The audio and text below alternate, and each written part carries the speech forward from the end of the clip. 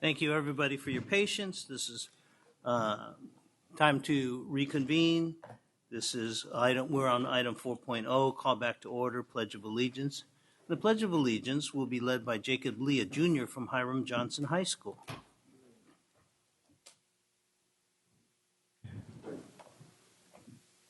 Anytime you're ready.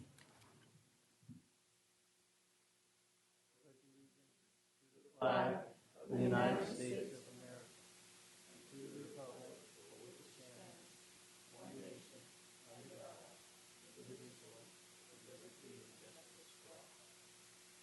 Mr. Lee, please stay there. Member Cochran. My pleasure to talk more about Jacob and share with the audience why he's here and gave the Pledge of Allegiance. Pardon me. So, Jacob, you are an 11th grader at Hiram Johnson High School, and you're an active leader in the Law Academy at the school, which is a wonderful academy, and I'm very glad you're taking part in it. You recently helped lead the school to victory in the annual SCUSD Quiz Bowl, where the Johnson team competed against other academy teams to answer law enforcement trivia questions. In the past year, Jacob competed at Skills USA, which is a junior law enforcement competition which tests the mental and physical aptitudes of students who want to be future police officers. Did you have to run the course? Not yet. Okay. Is it post standards? Is that what you're working on? Yes, ma'am. Jacob placed first at regionals and fifth in the entire state for his performance at the competition. Jacob was also recently given the Community Service Award from his school for volunteering more than 250 hours to the city of Sacramento. Jacob hopes to attend Sac State in the future, graduate with a degree in criminal justice, and serve his community as a police officer in the future. The Board of Education is proud to recognize Jacob Lee as our stellar student.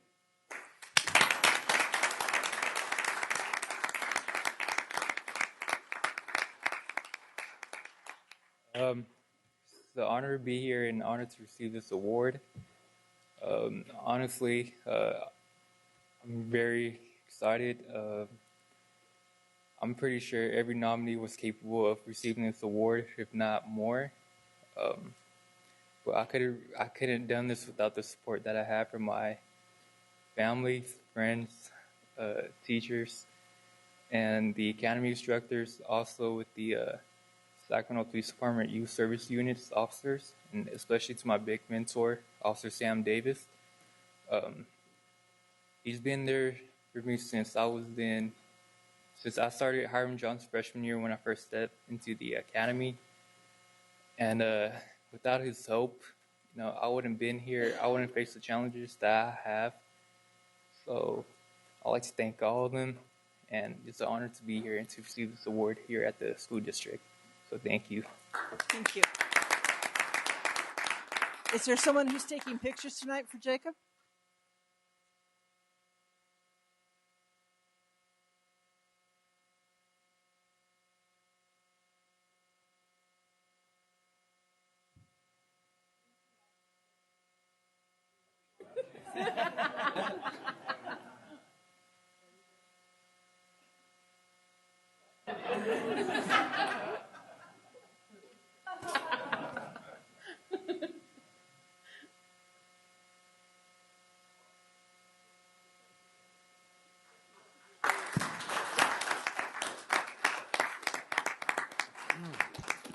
Thank you, Jacob Lee, and congratulations. This meeting of the Sacramento City School Board is being videotaped in its entirety and will be cablecast. Sorry, let me start over here. This meeting of the Sacramento City School Board is being recorded in its entirety and will be cablecast without interruption, with the exception of technical problems on Metro Cable 14, the local government affairs channel on Comcast, Consolidated Communications, and AT&T U-verse. Today's meeting will air Sunday, December 13th at 9 a.m., Monday, December 14th at noon, and webcast at www.sacmetrocable.tv. Members of the audience wishing to address the board should fill out a speaker identification form located in the back of the community room and give it to Chief Communications Officer Mr. Ross prior to the conclusion of the item's presentation. Please speak into the microphone when addressing the board and state your name for the record. Please limit comments during public comment to items not listed on the agenda. If you are found to be commenting on an item that is on the agenda, you will be asked to defer your item until it comes up on the agenda. Please turn off all cell phones or place them on the silent or vibrate mode. Thank you, Vice President Pritchett. Item 5.0, announcements of action taken in closed session. Yes, Mr. President, 3 matters to announce out of closed session.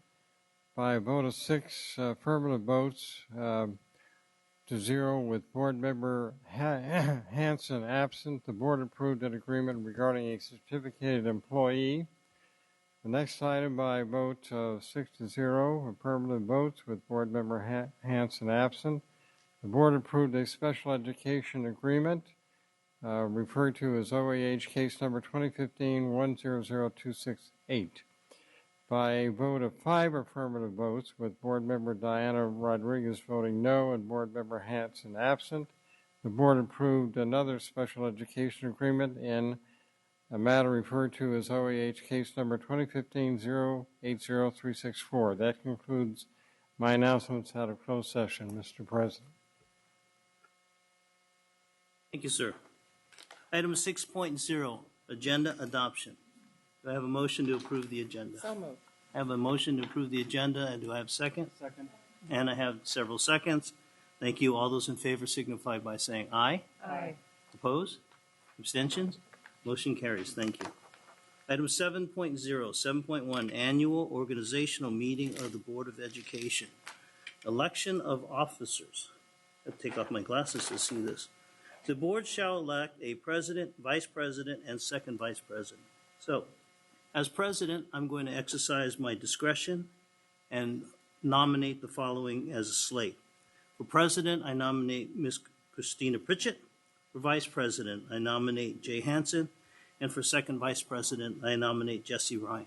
Can I have a second? Second. I have a second. Any further nominations? Any discussion? All those in favor signify by saying aye. Aye. Opposed? Abstentions? Motion carries. Congratulations.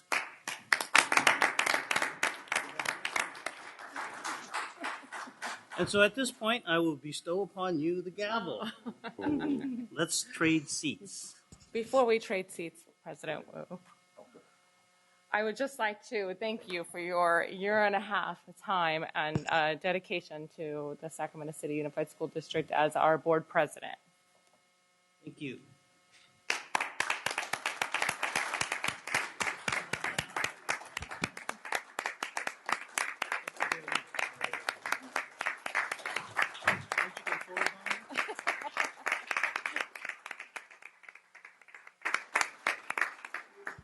And before we move, one more, sorry. It was brought to my attention that we had a past president that was not recognized for her hard work and dedication also to the Board of Education. So I'd like to recognize Board Member Diana Rodriguez for her presidency in 2012.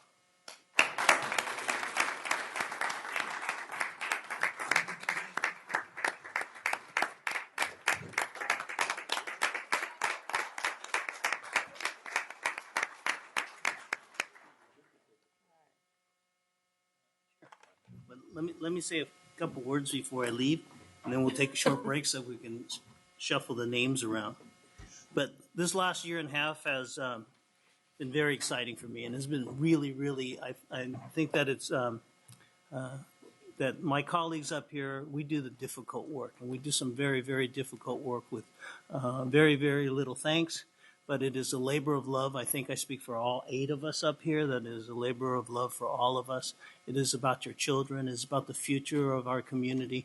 And it's about building new leadership in our community. And those children are our leaders and our future. So I want to thank everybody for their support. And I want to thank my colleagues for this recognition.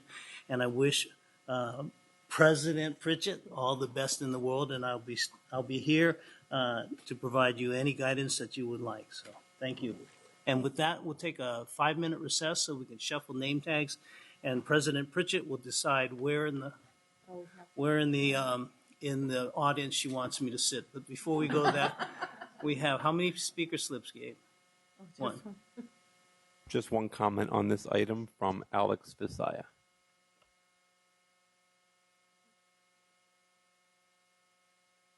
Welcome back, Alex. I know. Is there a bag of crispy fried chicken in there? No, Alex and I have this special crispy fried chicken. Good evening, Board President Pritchett, members of the board, Superintendent Banda. My name is Alex Visaya Jr. I'm a community advocate for the students and family of this district. Just a small token from Member Pritchett, President Pritchett, please listen. I know you're talking to her. Called out already. Just a small token from me because this has been a long time coming since the last board president in your area was president. So from the rest of the students in this district, welcome.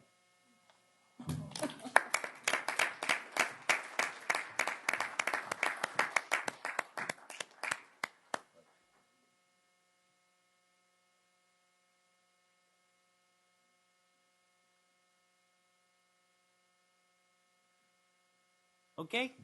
Any others, Gabe? With that, we'll take a 5-minute recess. Thank you. Can I put my You do whatever you want. You're president.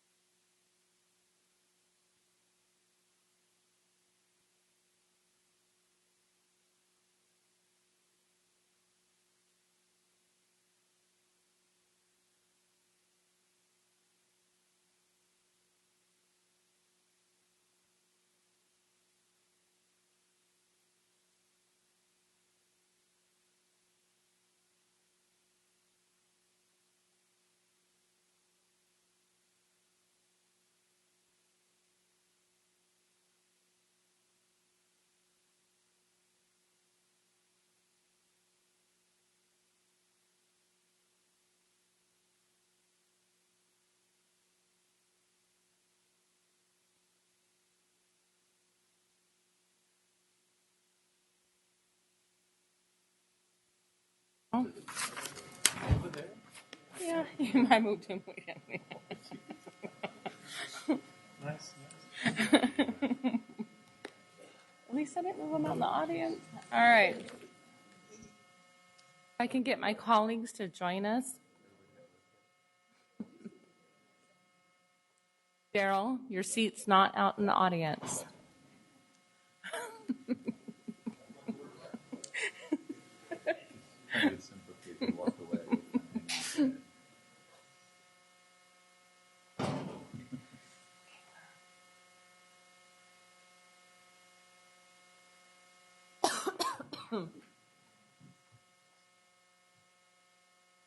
Not too bad.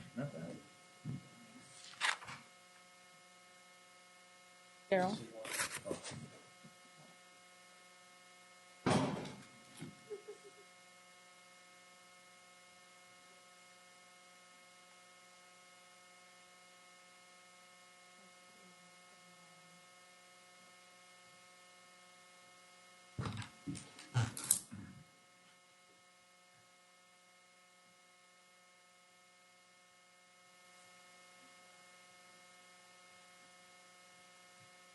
Okay. Calling this meeting back to order. We are at item 8.0, public comment. We have 5 comments on item 8.0. I'll read the names, and if folks can please line up behind the microphone in the order you're called. Christy Correa, Alex Visaya, Carl Pinkston, Malcolm Ajay, and Elijah Trosclair.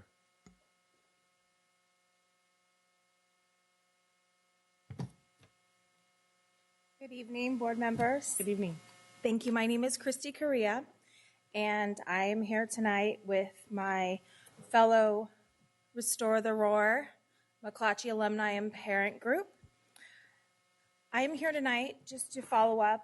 At a preceding meeting, we presented to the board a proposal of the field conditions at McClatchy High School, and one of the reasons why I'm here tonight is because I'm a mom of a senior soccer player. Ginger, my daughter, has played soccer at McClatchy for the last 3 years, and this is her senior year. And every year I've seen that soccer field get worse and worse, and it makes me nervous every year that she has to go out there and play.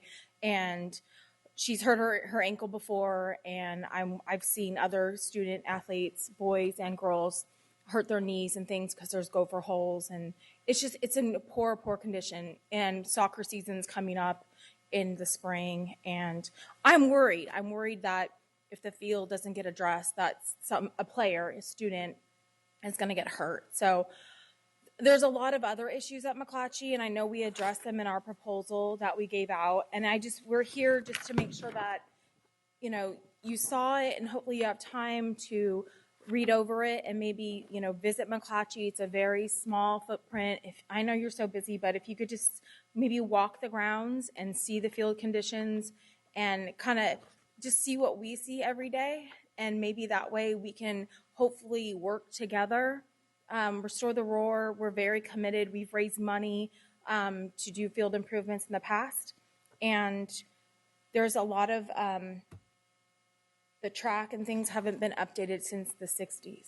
So we're just asking the board to help us with the measure money that's there to really pay attention to our field conditions and not let it, fall in a crack.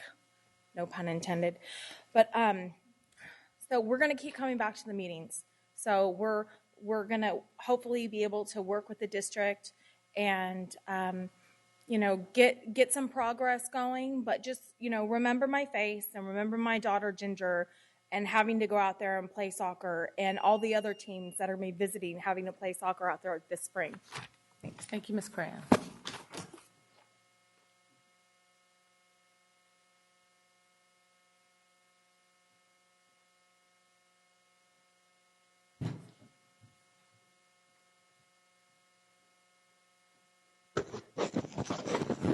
Distinguished board, cabinet, and staff.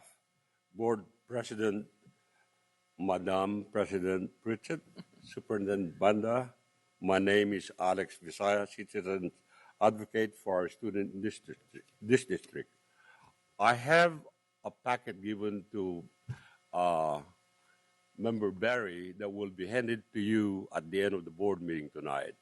And I would like to discuss this issue at the workshop tomorrow. And it is an article that I subscribe to. If you all subscribe to it, it's called Great Schools, and it's in San Francisco.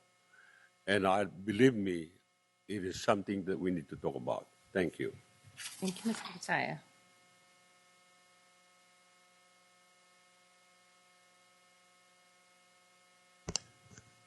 Good evening, President Pritchett, Superintendent Banda.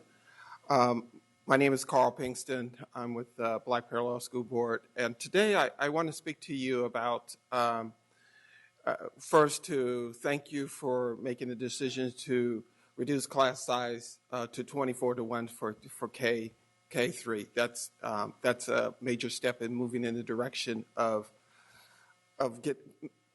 really moving in the direction of a 21st century multicultural education. But to get there, I think you need to be acutely aware of a couple of things. One is we really need to change the diversity of the teaching staff. That will require aggressive recruitment to have more African American and Latino teachers. We really need to think consciously about making that happen. Second of all, in terms of recruiting of teachers and making those decisions as to who you want to recruit and hire, generally Sac City has always been late. Other school districts recruit and hire teachers much quicker than we do. If we're going to step up our game, we need to do those two things. And then last but not least, quality teachers need quality pay. And if we can look at Finland, we can look at many other places around the world, but at the end of the day, quality teachers are going to require a lot of, we have to be competitive in terms of what we pay our teachers. And then lastly, most importantly, the teachers that we bring on, new teachers that we bring on, needs to have a grounding in classroom management around the question of restorative justice, PBIS, those social emotional learning. They have to be grounded first, in addition to having the knowledge and the quality of the subject matter. So I strongly urge you to take that, all of those in consideration in future hiring to get to that 24 to 1. Thank you.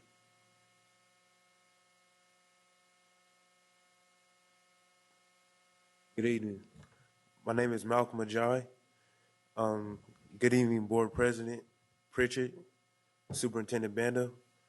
In 2009, I graduated from Sac High. From there, I went to Contra Costa for community college, where in addition, I played football. After 2 years, I earned a scholarship to Prairie View A&M, where I continued to play football, and I eventually earned a 4-year degree.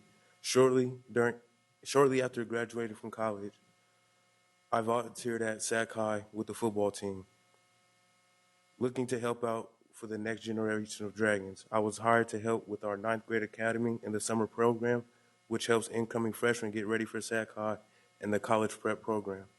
Now I'm working full-time at the school supporting the 11th grade class and coaching football. This year, Sac City teams have made a strong season for football. You have heard that the 3 teams from the district have made the playoffs: Kennedy, Burbank, and Sac High. Sac High was also fortunate enough to win the league title this year. For the first time since 1992, our overall record was 10 wins and 2 losses, with the second loss coming in the playoff quarterfinals. While we are looking to come back better than ever next year, we want to show our appreciation to this group for this past season. Here to present to the board is Elijah Trosclair and Troy Dangerfield. Troy Dangerfield will be going to Wyoming on a full ride scholarship, and Elijah Trosclair will be going to UNLV on a full ride scholarship.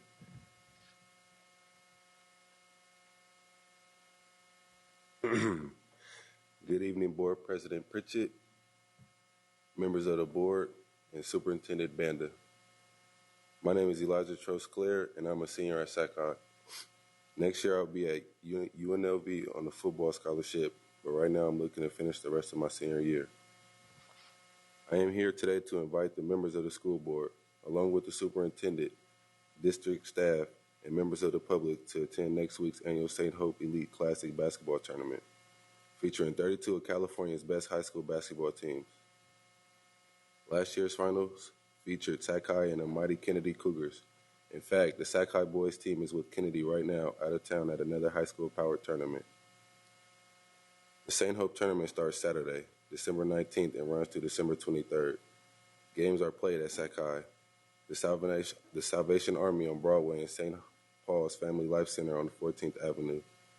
We will email each of you a schedule.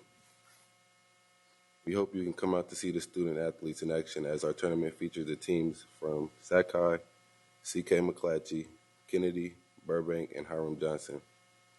While I won't be playing in the tournament, I know it will be a great event.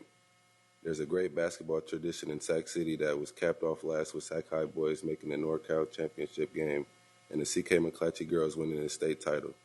We know this year we'll continue to see great things, and it will start next week. Hope to see you there. Thank you. Congratulations, gentlemen. All right.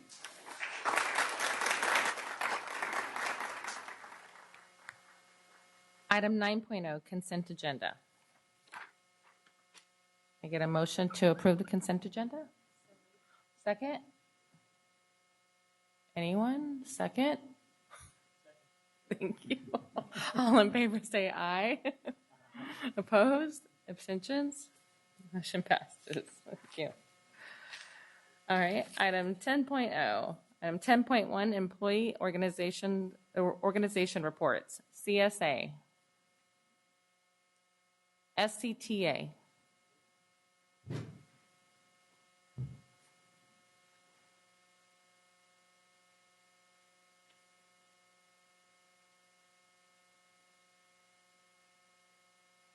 Members of the board, Board President Pritchett, thank you for listening to me this evening, and I want to thank you again for your flexibility this afternoon to hear from our rep council and additional speakers at closed session. We really appreciate that. As our members said again and again, we need competitive wages to effectively recruit and retain fully credentialed and culturally diverse teachers for our classrooms. A lot has happened, and hopefully we'll be able to work out an agreement that will help us to do that. Another very exciting thing has happened today that gives us hope.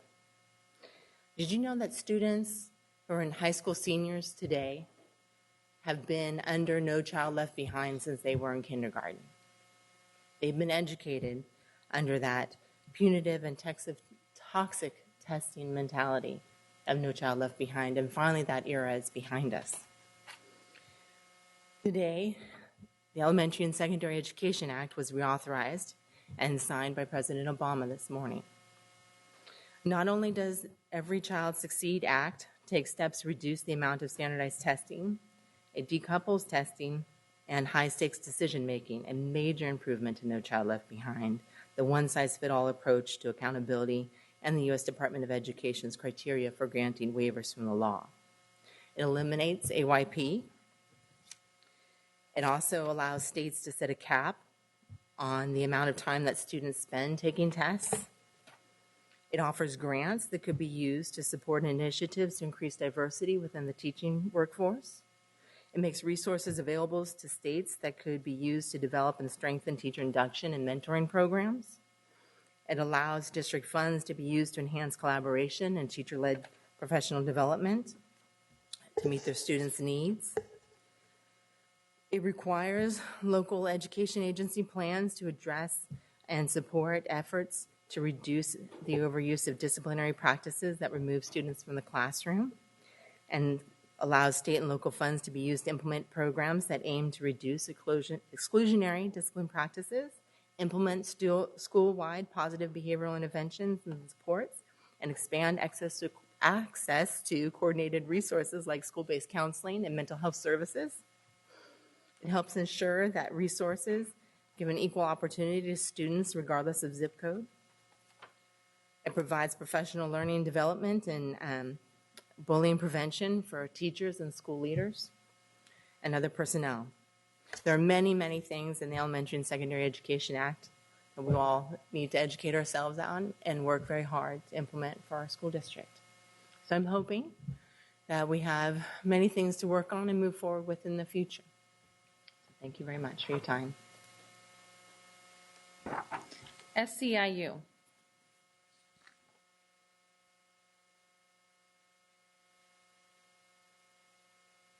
Good evening, President Pritchett, and congratulations, Superintendent Bonda, board members, Ian Arnold representing the classified employees, SEIU Local 10 to 1.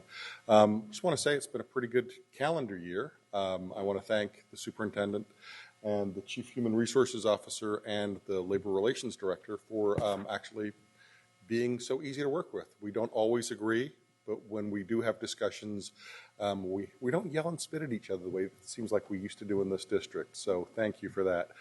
But the real reason I'm using my time today,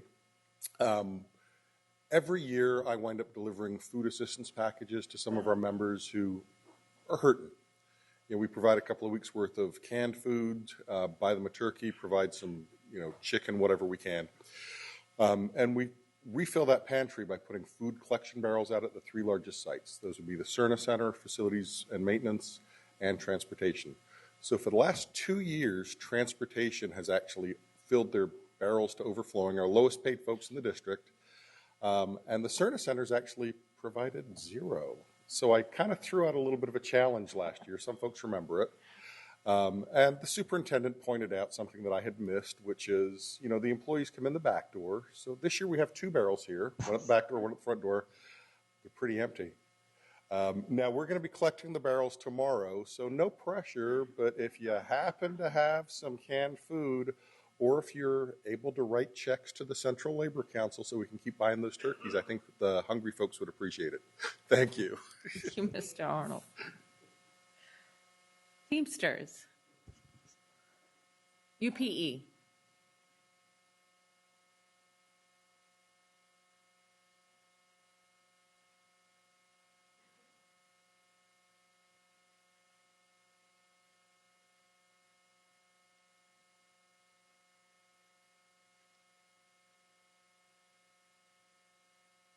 Congratulations, President Pritchard, Thank you. Superintendent Banda, and members of the Board of Education. At the November 5th school board meeting, we presented our survey results, which supported the calendar move to an earlier start date. Since that time, we have come to understand that you may be putting this on hold for a year. We understand the need and want you to know that we still support the move to an earlier start date, which has become the trend throughout our state. We also commend you on the move to reduce class sizes. We want you to know that we are here to help facilitate that decision, and we look forward to the opportunity to hire additional qualified staff to fill those positions. We had the opportunity today to attend the meeting this afternoon here in this room. The meeting was arranged to meet the current student teachers that are receiving training within our great schools here in Sacramento City Unified School District.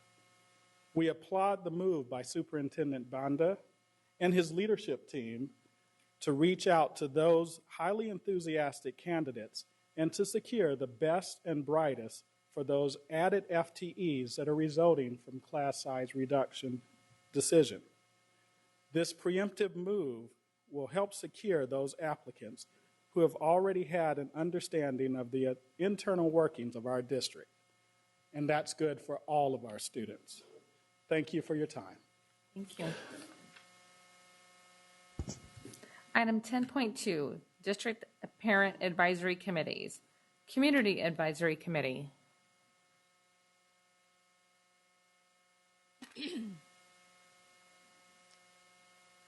District Advisory Council. District English Learner Advisory Committee. Gifted and Talented Education Advisory Committee.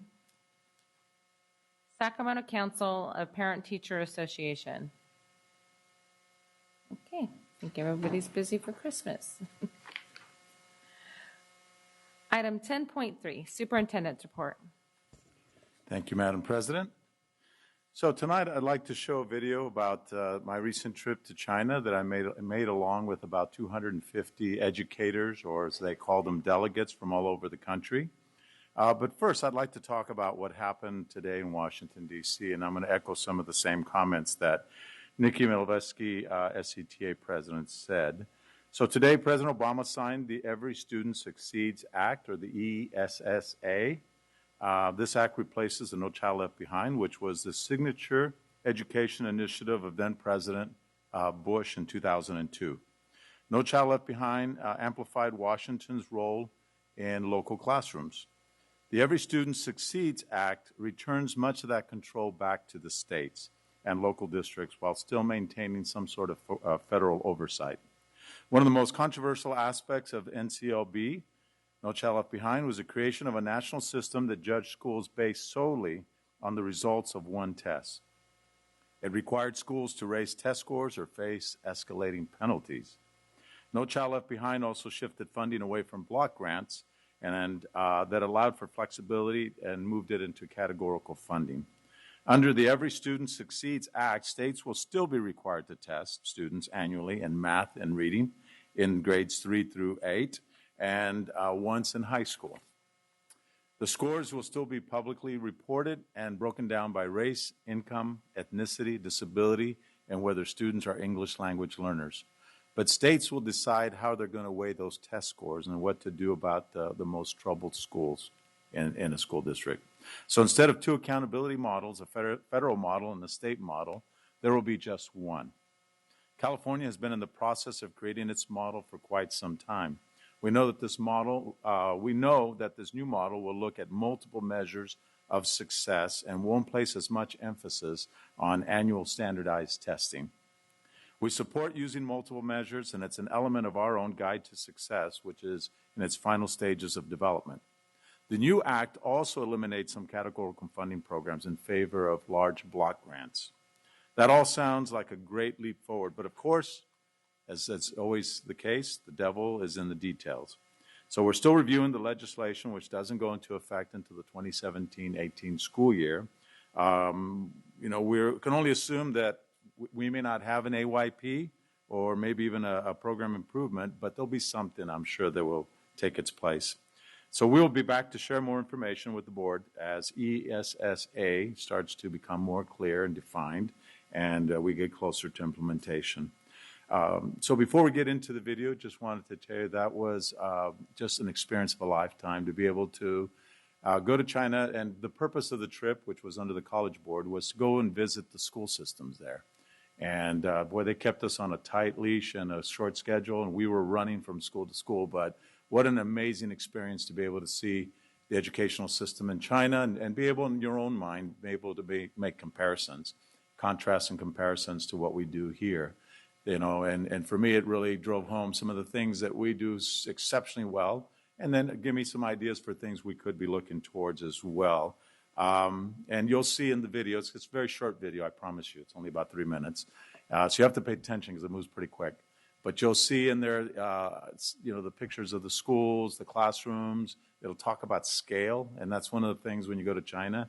The scale there is just so much bigger. Our particular group was in Xiamen in Fujian province because there were 7 teams that took off to all parts of China. And one of the conversations I had with one of the Chinese representatives was, he apologized because Xiamen was a small city. And I said, well, how big is it? And he said, it's 3 million people. Mm-hmm. And I guess in comparison, when you think about Beijing, which was 34 million, yeah, it's a small city.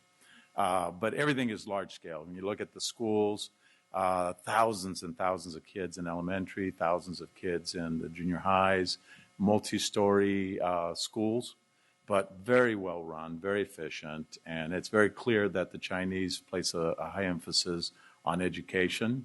And the other thing that I want to just make a last observation is emphasis on learning another language. So the big focus in China and for the Chinese school system is learning English. Because, when you think about global awareness, global expansion, that's one of the languages that they feel is necessary. So a lot of the kids in the school system spoke English, and the teachers, the national Chinese nationals that taught English, amazing English skills. So those are two things that stood out, and I had to kind of think about our nation and our country, where we still have sometimes people bringing up initiatives for English only, right? And I think we miss those opportunities to be able to say, no, if we're going to prepare our kids for a global economy, and we need to make sure that they know other languages. And so we're very proud of our Chinese Mandarin immersion programs that we have. We need to make more of those, and Spanish immersion and other languages, because that's going to benefit our kids. If we want our kids to have an edge, we want them to be successful, they need to be able to have a grasp of more than one language. So with that, I think we're ready to cue up the video.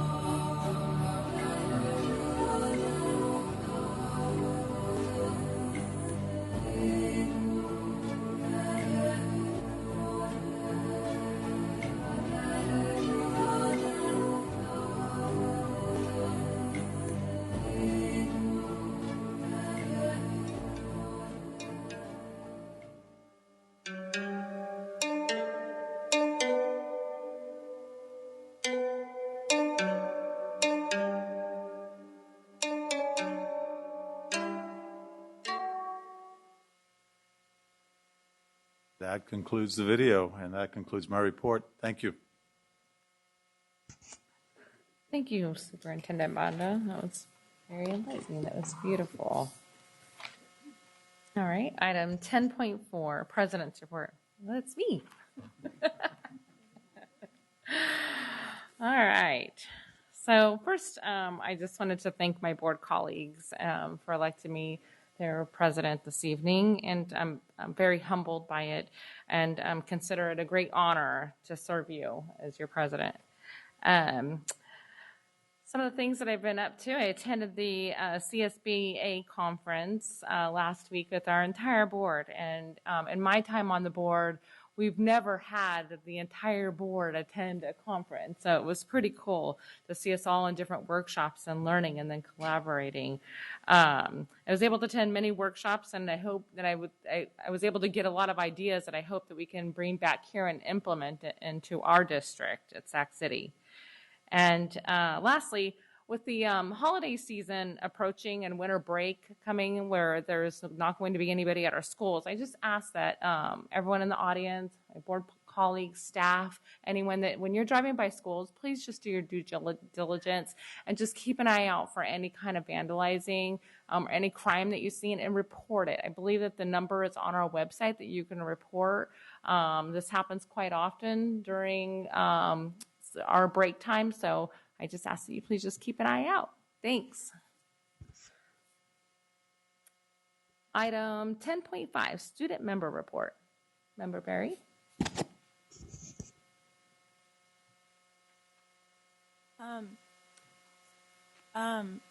Is it on? Oh, okay. Usually I can hear myself. So I also went to the CSBA conference last week. I got to miss school, which was pretty cool. But it was actually really interesting because they have a student school board member program in it. I got to attend some of the workshops that adults got to, but I also had other ones with other student school board members. And I had notes, but I accidentally left them at home. So I'll just say that it was very interesting, and some of the things I learned were we're a very, very large district. Some districts only have one high school, and in the whole district there are only 9,000 kids. I met a girl, and her district has 2 high schools. They're an hour and a half away from each other. She goes to the big school of 56 kids. That put things into my perspective. I also learned about how student school board members, depending on the board, can make motions and preferential votes, and some people just come and report. Another thing I found really interesting is that some school boards have multiple student school board members, up to 4. Which I also thought was very interesting. And overall, it made me realize that I could be doing a lot more to really engage student voice and make sure that all 46,000 students at our school are represented. Thank you, student member Barry. Very nice. 11.0, board workshop, strategic plan, and other initiatives. Oh, I sure did. All right, I'm learning. Item 10.6, information sharing by board members. Member Wu. Yeah, that sounds good. I attended the CSBA I don't know how I missed conference. that. I attended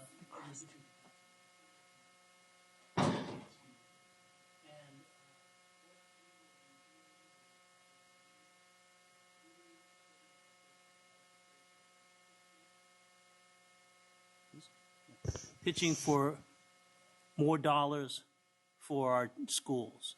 And I'll be working really, really hard as a member of the board of directors for CSBA, lobbying our legislators, making sure that, in fact, the monies that should go to schools do, in fact, go to schools, so we can put them into the classrooms and share it with our partners. I just want to let you know that the monies that we've received have been fantastic in the last couple of years, but it only brings us to the 2007 level. So that's 8 years back. So we still have a lot of catching up to do. I believe the CSBA has estimated that the schools, in order to come to parity, are still short about $43 billion. $43 billion represents about 35% of the state budget. So we're still very, very far behind. Also want to let you know that I had the pleasure of meeting the future, and that future was about 60 student teachers that were here. This is the first time that this district, in a long time at least, has done an early recruitment, and we wanted to welcome them. We wanted to, with the help of our administration, Superintendent Bonda, Consi, a number of our administrators were there to welcome them, to let them know what Sac City Unified can offer, and to take early applications. So with those 60, I'm sure that we have a new cadre of young faces that we can soon sign up and place onto our employment to join the ranks of our other teachers. And that's my report. Thank you. Member Rodriguez. Thank you, Madam President. I, too, had the pleasure of going to the CSBA conference, and I just want to talk to you about something very specific that I learned during one of the luncheons. It was the California Latino School Board Association luncheon that they held, and many of my colleagues here attended that luncheon. I think most of us, all of us except for 2 members, and the superintendent and our school board member. But there were 2 issues that were talked about during this luncheon. One is about the grading parity across California with high school students. And so, for example, a 3.0 grade or a B, or 3.0 is a B, right, is in one district is not equal to a 3.0 in another district. And because they take into consideration all of these other factors in their grades, factors that have nothing to do with academic mastery whatsoever. And so the Latino School Board Association, in conjunction with the California School Board Association, CSBA, are working together on that issue across all districts in California to ensure that grading parity is going to be one of the topics of discussion as we go forward, one of the policy platforms, and something that we eventually at the board levels across California could talk about and actually implement into our districts. Because what it does is it affects children as they go off to college. So they're not well prepared to be in college. They're not pursuing or persistent in staying in college. And then they get discouraged and drop out. If those grades, they get misled into their grading being a 3.0 when it's really a 2.0 for a different area. The other subject that was very alarming to me was math misplacement. So they said out of all of California, 1/3 of the students that were African American and Hispanic descent that took Algebra 1 class, Algebra 1 class, and got a B or better, only 1/3 of those students passed on to the next higher level math. Again, only 1/3 of those who took Algebra 1 were encouraged to take the next higher level math. That is something that we have to fix. If we have it here in our school district, which I probably think we do, we have to make sure that we're addressing that.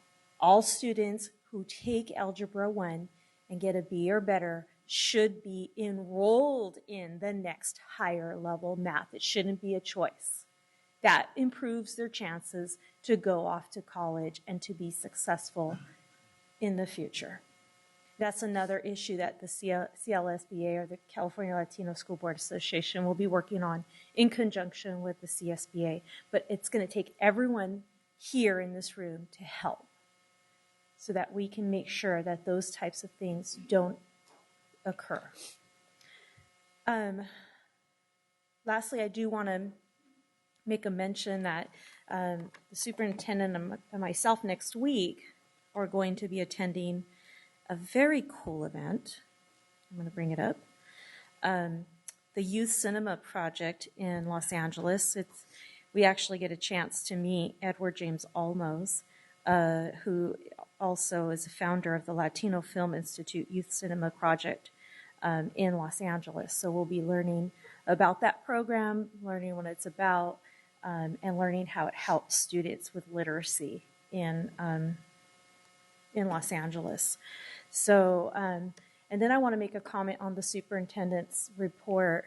For years, I've sat up here since I've been here in 2008, and we talked and we had a shared value at that time of having our children graduate from Sacramento City Unified School District that are competitively prepared. And we're not going to get there by having this English-only attitude.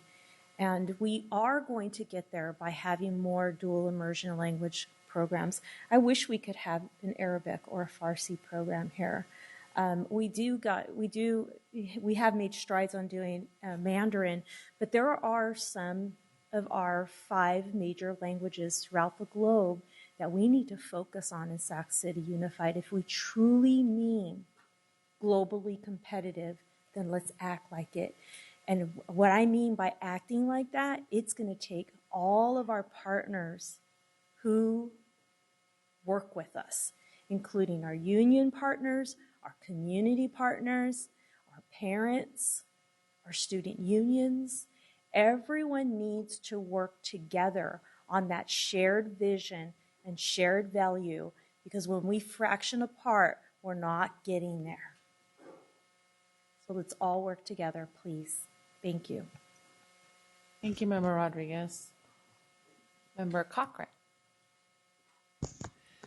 Thank you, President Pritchard. I have a few items to discuss. Tuesday night, I held a community meeting at Theodore Judah Elementary School about an Area 2 boundary change suggested at the last board meeting.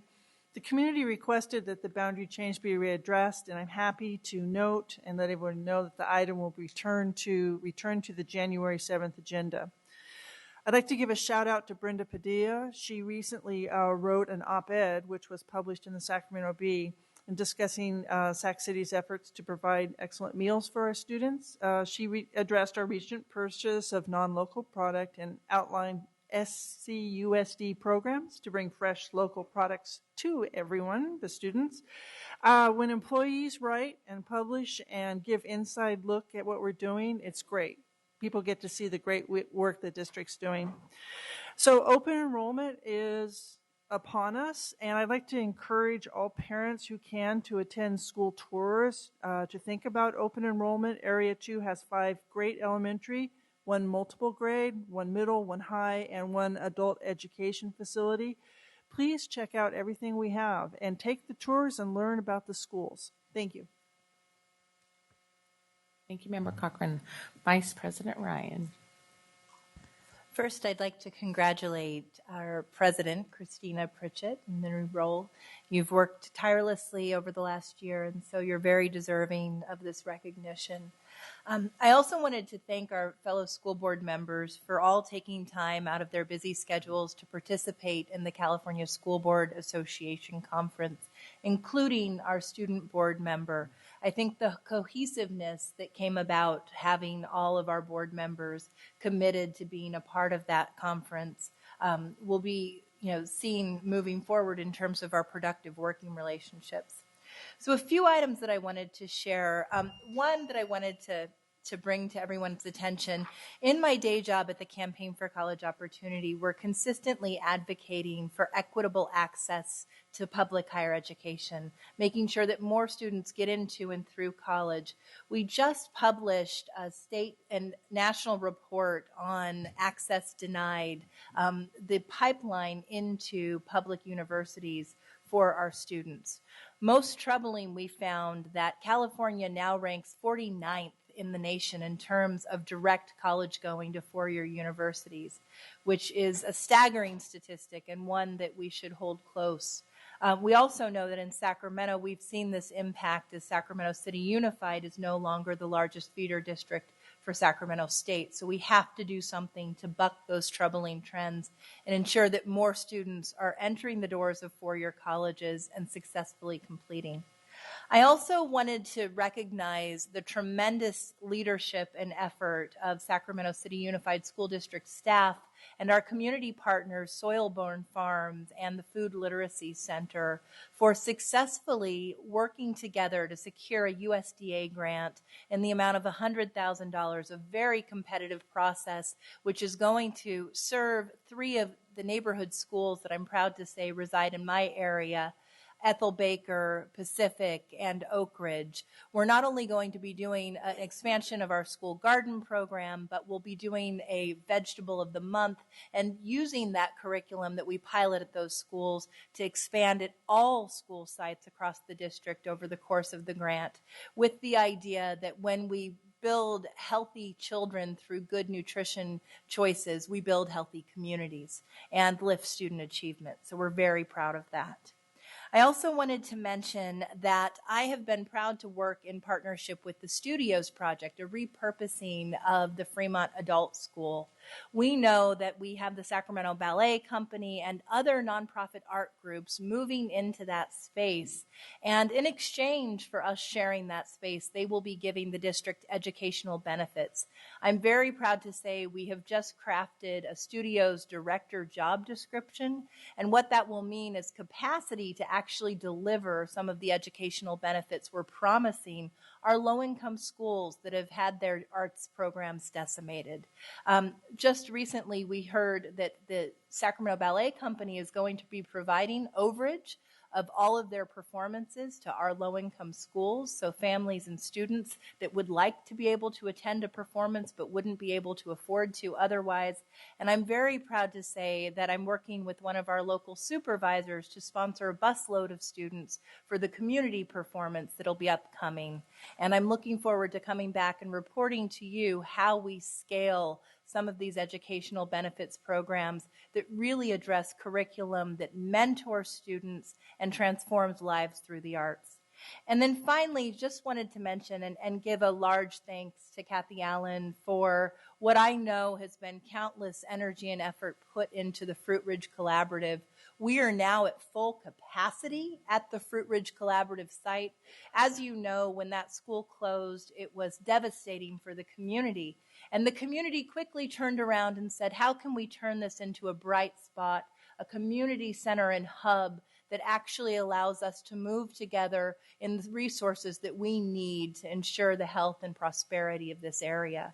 We now have more than 15 nonprofits that span services from early childhood all the way through senior services, ESL.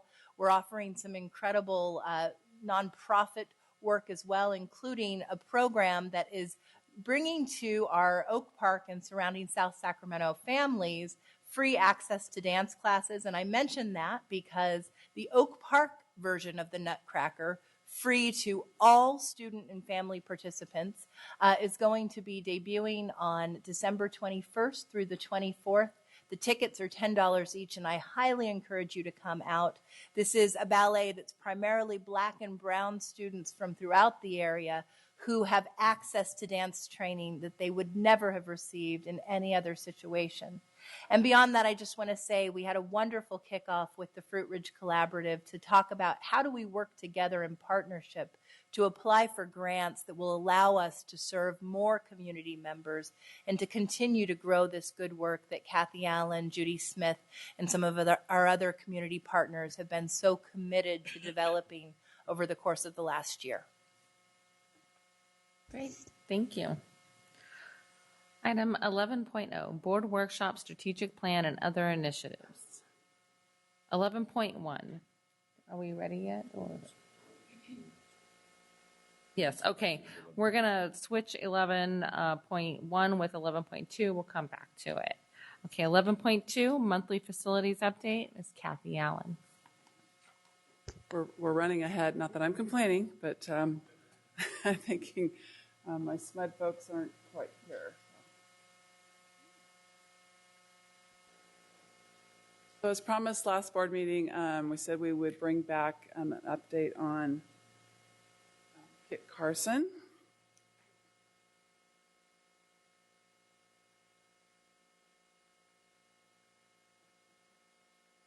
So this is our second school that will be undergoing our core academic renovation and repair out of Measure Q. And so we wanted to bring up the team. I'll introduce them in a minute. Turn it over to them as quickly as I can. Same process that we did last time. We started off with some interviews with site staff, and they chose Lionakis. Laura Noss is here with Lionakis. She's a principal with the firm. Very familiar with the campus, very familiar with our community, lives very close by, which is good because she was able to make it here. And we had followed that. We started again with our scoping meetings to talk about what we wanted this project to look like. We reached out to the community, as we've done before. We had 3 community meetings, one in June, and we had our back to school night in September, and then we just had our last one on December 3rd, which is probably one of the more successful ones, because we really got a lot of community input on what's going on the campus, and sometimes it has nothing to do with the project that we've got planned, but really good opportunity for the community to come and speak and talk about what some of their concerns are. In the middle of all that, we started meeting with site staff and really drilling down into what the scope of the project might look like. So we had, as you see, several staff meetings from July through November. And at this point, I'm going to introduce Rich Haley, the vice principal at Kit Carson. Principal Chapa was not able to be here tonight, so I'm going to turn it over to you. Thank you. You can introduce your staff. I don't need to click anything. A couple clicks? All right. Yeah, okay. All right. Kit Carson is a really exciting place to be right now. We're in the middle of a complete redesign and a huge transformation. Not only are we going from a traditional 7-8 middle school to a 7 through 12 middle/high school option. Even more importantly, we're right in the process of becoming an international baccalaureate school. And so just a quick update so you know, we actually just got our dates, and March 10th and 11th, we'll have visitors from IB out to authorize our middle years program. And we anticipate that next year around the same time, we'll have people out to authorize our diploma program at the school. And we'll be a complete 7 through 12 middle years diploma program at Kit Carson, which is extremely exciting. So this renovation couldn't come at a better time. As the visitors come out, they're going to see that we have a school and a district that's dedicated to providing the facilities that really are going to provide the opportunity for our students to engage in the student-centered an innovative style of learning that is required by the International Baccalaureate program. I also want to take this time, I'd be remiss if I didn't say thank you to Superintendent Bonda, to the board, to the district as a whole. This renovation project is just another example in a long line of examples of how you've supported us. And I want you to know that it hasn't gone unappreciated. It's appreciated by our staff, which is extremely hardworking and dedicated to this process, to our students who are now engaged in the process, and excited about the learning they're doing, and a community that is embracing Kit Carson in a completely new way because they see that it's a Kit Carson that's different than the Kit Carson that they've known for so long. And they're excited, and they're showing up to meetings, and it's very exciting for that. I also want to take this time to thank Lionakis that has been so collaborative in this process. So I didn't know what to expect. Principal Chapa didn't know what to expect. They've been collaborative. They've reached out to the community. They've reached out to our teachers. And not only have they listened to the feedback, they've actually genuinely listened to it in a real way to where they've then taken that and changed their designs to meet our needs. I also want to introduce you to 2 members of our Kit Carson family that are here to kind of share their experience in this process. First will be Christine Helway, who is an amazing art teacher on our campus. She's dedicated and extremely hardworking, and we're so lucky to have her. And then also I wanted to introduce you to Michael Minnick, who is a community member and a parent, one of the most impactful and engaged members in terms of parent engagement and community engagement that I've ever had the pleasure to work with. So first I want to introduce you to Christine Helway. Good evening, President Pritchett. I'm a little more nervous today. Good evening, Superintendent Bonda and board members. I can't tell you how excited I am. I've been a part of this process from day one, helping to design my room, down to 6 things, to presentation areas, to having sculpture areas. We're going to be having a black room where we have indoor theater, we have an outdoor theater area. We're going to have a wonderful science section connected with the art department. The kids are ecstatic to be able to have rooms where they can go in and do collaborative group projects on their own and being monitored. going to say about that? When we have our parent tours, it's the first thing that's out of my lips. You know, look at what our wonderful students are doing with this IB program. This is what our dream is going to happen. This is what we're going to be capable of doing with our students. And it's an exciting opportunity. And to be able to work with a firm that was very sympathetic to what we were trying to accomplish, a year is like waiting too long for me. Thank you very much. And thank you. Good evening. I'm Michael Minnick. I am a parent of an 8th grader at Kit Carson who loves that school. But I was also a member of the Kit Carson design team back in 2011 and 2012 when the school was suffering from low enrollment. And we were charged with looking at options to make sure that that school was able to provide what the community needed and wanted in that area. And that committee consisted of teachers, students, parents, community members, staff. And then we brought forward the idea of this International Baccalaureate program. We were really pleased to have the board approve that and move forward in this. And I'm really proud now to have a child there at this program. And what's really exciting now is to see this move toward these new facilities to not only renovate existing facilities, but build new buildings. It's really what we need at this point to fully actualize that dream of a strong IB program. And I'm really excited. And it's really nice for me to see this kind of come full circle and start from just like an idea and a dream of this committee through the process. And now be at this point where we're looking at really expanding and building this awesome school for not only the neighborhood, but the surrounding attendance area and all the kids in the community. So I'm really excited. So thanks. I'm going to ask Laura to come up because she can do this much more eloquently than I can. This is her forte. So I'm going to let you do the 3 big ideas and Sure. talk about your... Great. Thank you so much for having me. They said some very nice things about our firm, but we're always very happy to be able to work in Sacramento. We're a Sacramento headquartered firm. I'm the proud parent of 2 Sac City graduates, so getting to work at home is always a nice thing. So when we met with the Kit Carson team, they were very focused on how to fill the gaps in the IB curriculum and make that leap from a 7-8 to a 7-12 campus.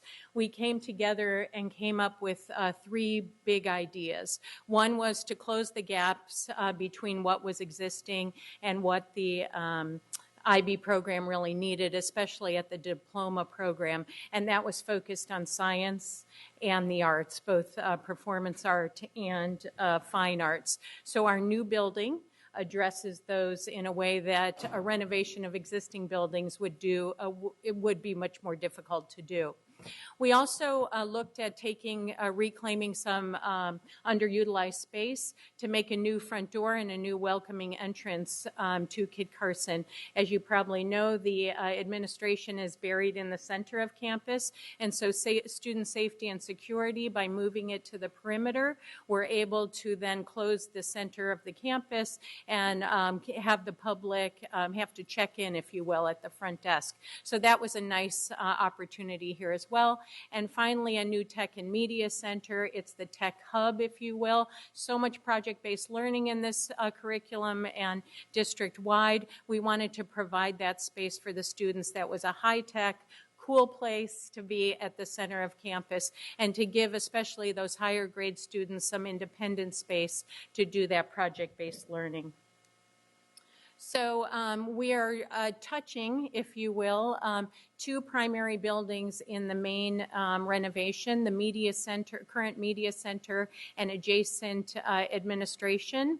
The F building up above, which is the underutilized space that will be transformed to administration, and then our brand new classroom building. In addition, Kathy may talk about this a little bit, there is additional funds on this campus where we'll be doing some upgrades, emergency repair upgrades, and Proposition 39 upgrades. All of those together have allowed us to really put a comprehensive transformational project together for the campus. So 2 high-end science labs. So we're focused primarily on those junior, senior, high-end IB Chem programs. They do have existing science labs on campus, and those will also be utilized. An art room, as you heard our passionate art teacher talk about, really exciting to work directly with her to get her dreams actualized. We also have a resource space that can transform to a future fine arts classroom, and then a really exciting opportunity for the school, a black box teaching theater that can be primarily a drama program space, but also able to be a presentation space. Some 3D graphics helped us to communicate not only with the community, but with the instructors and the teachers. Again, you can start to see a connection to the rest of Kit Carson through our outdoor learning space. Opening onto that outdoor learning space, a lot of Project Green dollars will be going towards that project learning space, and a real nice connection made between the existing campus and what used to be and what is currently a row of portable classrooms. This is the early renderings of the campus. You can see the deep overhangs that allow covered outdoor learning spaces. Key among the Kit Carson community was that it would fit in and complement their existing really beautiful campus with tile roofs and brick. And so using those as accents has been an important driver of the plan as well. This is a representative black box theater, one we hope to emulate here at Kit Carson. Again, talking about the new and renovated administration building, where we'll also provide student and family services, career counselors, as well as staff development spaces on campus. As another key part was creating that welcoming front door where students can wait for pickup and drop off. Parents can come and really be inspired about what's going on at Kit Carson.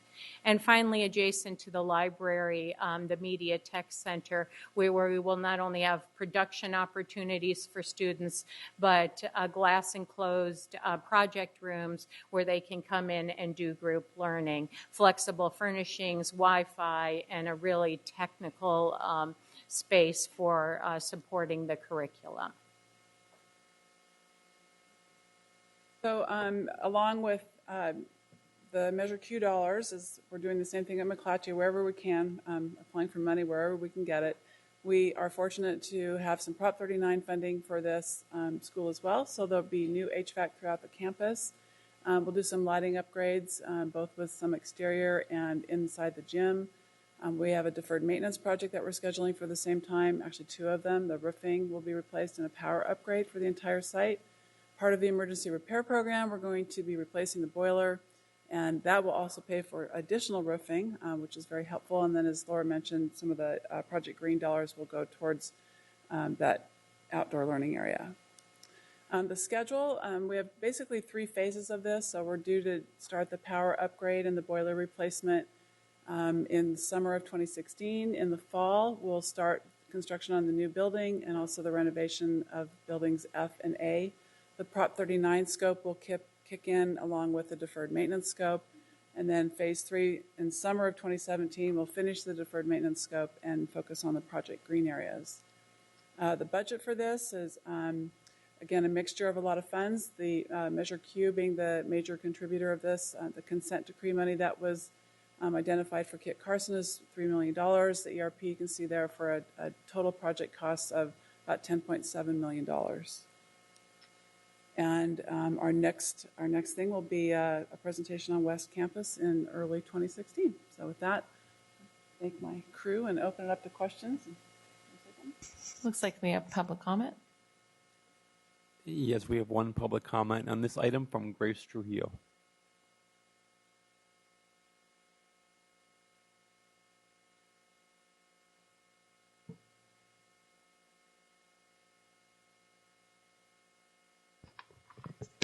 Good evening, members of the board and Jose Banda. I went to the December meeting, and it's funny, when I stepped in there, it reminded me I was there 22 years ago from that date. Actually, it was 1994. I lived in the neighborhood. I had just purchased my first house, and it was right there in the corner. And I was so concerned about the traffic and how it was going to affect me. But, I didn't consider, at that point, I was against it, and I was against it with all the other ladies in the area, and I signed all kinds of petitions. I was so involved. And now I think, you know what? I was doing it because I was thinking about how is it going to affect the traffic. And I didn't care because I thought my kids are going to go to private schools. And I think about now it says it backfired. Because obviously my kids didn't go to private schools. My son ended up with special needs. And I knew in order for him to get services, he had to go to public schools. I know sometimes when we advocate for things, it doesn't always pan out the way we want it and how it affects us in the future. I know for me, now I realize if I wasn't against it back 22 years ago, it would have been an IB school, it would have been a magnet school, and my kids would have been going to it, walking distance. Now my son Andrew is going to that school. And actually been walking to school almost every day, and I pick him up. And he really enjoys it. I wish I would have gone back. I cannot change what I did back then, but I could change what I do in the future. And I was telling the principal, I said, now I could talk and unite, and I have something in common with the ladies, that I was against it back 22 years and say why we should be for it. And one of the things is, I tell them, it'll increase your property value because a middle school in the neighborhood, it's a magnet school. And parents will move in the area, so be able to walk to this school just like I'm doing now. So, and I hope one thing that Kit Carson does consider, because I know they're going to be concerned about enrollment and how to attract kids, be full included. Because that's one of the keys. Cal Middle right now does not have enough rooms for that. If you want to attract parents in those neighborhoods, have a full included and work towards that. Thank you. Thank you, Mr. Hill. Have any board comment? Member Rodriguez. Thank you, Madam President.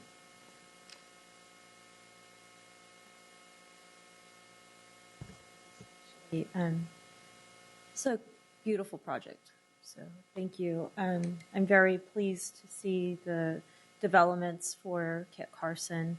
It certainly needs the additions because we did change the scope of who we serve there in terms of the grade levels. I hope we're not changing the actual population of who we intended to serve. Okay, because currently we're serving a good portion of very low-income students that we bus in from a different area. So I do hope that that still remains the same, even though the programming has changed. And then with that, it is an IB program, and one of my biggest disappointments here with the Stack City Unified is that we don't treat all IB programs equally here. I just made a mention at the last board meeting that President Nelson of Sacramento State University did say that the students who graduated from our Luther Burbank IB program, which has been around a lot longer than Kit Carson, have needed the least amount of remediation, yet they don't have all of this beautiful space that we're providing to the children in this specific school that has just started up a few years ago. And the IB program at Luther Burbank has been in existence for over 10 years. So when is Luther Burbank going to be treated equally? Superintendent. Well, I don't know, but the question in terms of answering that, these are projects that have been in the works for a while, and so Kit Carson was before my time. We'll definitely circle back and revisit Burbank to see if they have any, particular needs, special needs that they might have. Oh, they have a lot of needs. So, I mean, that's something we can definitely review and look at going forward. Thank you. So Burbank is one of the 9 sites that was identified in the bond, to receive core academic renovation. I don't know if they're coming up in 2017. I'd have to look at the schedule, but yeah, if that's, in meetings with the site, if that's what they decide they want to spend their core academic renovation funding on, then obviously that's the direction we'll go. But it's a school that is in dire need. There's lots it of has needs out there. gone many, many years without a representative, unlike the area that we're talking about currently. Nobody has advocated for that particular site until I came onto the board. I know I sound like a broken record, but it is something that we need to start thinking about when we start looking at schools across our district. There are schools that have far greater needs. Hiram Johnson High School, for example, they don't have a decent track, a decent field. We need to give them some love over there too. I mean, we got to start looking and thinking about which schools need to be elevated up to at least get to the same level as other schools. IB at Kit Carson is something I supported. I wanted there. I wasn't one of those parents that was against it. I actually was, trying to talk to parents to convince them to go with the idea. So I fully support this. But at the same time, we need to start thinking globally around this district. Thank you, Member Rodriguez. Member Cochran. I'd like to thank Member Rodriguez for her comments. In general, I agree. But I do understand that some specific monies that was put towards Kit Carson. I'd like to thank Grace Trujillo, who came up, and just recognize that Kit Carson is a neighborhood school, and many, many children are walking there, but it now also is a destination school. So it's filling out with its enrollment for both local and now students who are coming in from out of the area. Just very briefly, I'd like to thank the design team because I know Kit Carson. I know it very well. I am a neighbor, been there for a long, long time. And when you approached this redesign, you kept the atmosphere and the tone of the school and preserved the inner courtyard, which is one of the jewels of the school. So I'd like to just thank you for your care and work in that arena. And a question, are there any plans for a mural? We haven't had any discussions about a mural at Kit Carson in particular, but not off the table. There's a very large south wall as you come into the school, and I think it'd be an excellent place to put a mural that represents the multicultural community that goes there, as well as California history. I think that'd be fun.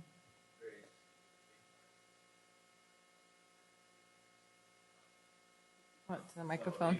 IB is that our 10th graders actually have the opportunity to do a personal project where they dive into something that they're not only interested in, but taps into their community and their heritage and their background. And so there's a lot of our students that, because of Miss Hellway as being such a teacher, are really excited about the arts. We have some pretty talented artists, and a couple of them are doing murals on smaller scales, which could ultimately lead into something really cool like that. So I think it's a great idea. Thank you. Thank you, Ken. Student Member Barry. I just wanted to say that I think this is so exciting, and I do think it is something that Kit Carson has needed for a while, because my neighborhood middle school is actually Kit Carson, but because of the reputation it had, at least at that point in time, I decided to go to Sutter Middle School, and so I think it's really exciting, all the work we're putting into it, because I think it's really needed it. Thank you. I just want to say that I'm really excited about this plan, and I can't wait to go and visit the campus when it's all finished and see how it all turns out. Thank you so much for your work on this. Are we ready now for 11 point? We're going back to 11.1, SMUD High School Energy Audit Training Project, Energy Efficiency Recommendations for the Met School of Engineering and Sciences, John F. Kennedy and West Campus High Schools. Ms. Kathy Allen. Hey, Again? so it may look familiar to you. We came here last year. I'm not sure if it was about the same time or not, but presented a similar presentation on at the sites we did Burbank. Last year? Yeah. Burbank. Well, we did. Last year was Burbank. We had one Okay. school in Sac City, and the year before that, we had a number of schools: SES, Burbank. So with me is Jacob Kidditz with SMUD. He's our SMUD representative, and this is a pretty cool program, this Audit Conservation and Teaching program, and he's definitely the expert. Need the kids to all come up as well.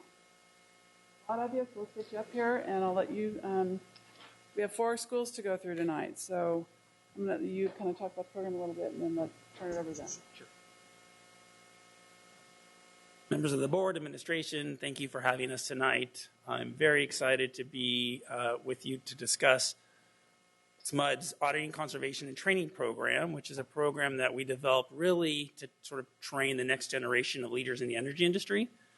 And the 4 schools that you're going to hear from tonight have put in a tremendous amount of effort around this program, beginning this summer when they came together during a week-long summer training session to learn all about energy, how it's produced, how we consume it, the impact to our environment, ways we can use it more intelligently. After that week-long training, they went and performed an audit of their own school. They interviewed the custodial staff, they interviewed their school leaders, teachers, and they tried to better understand how energy is consumed at those sites. They took that information and they engaged in an energy efficiency campaign during the month of October, and they came up with some really creative tactics to help their own school communities reduce the amount of energy they consume and do it in a way that doesn't negatively impact the school, but really just benefits by saving energy. So when you hear from them tonight, this is really the culmination of a tremendous amount of effort. And before I kind of turn it over to them, I do want to recognize Kathy and her staff. Couldn't have done it without them. Her staff worked with us hand in hand during this whole process to help implement some of the student-teacher recommendations. And I also want to recognize the Alliance to Save Energy, who's a contractor that we had kind of managing this whole process for us. So with that said, let me turn it over. I think first up is the School for Engineering Sciences. And if I can get this to the right slide, I'm going to turn it over to that team.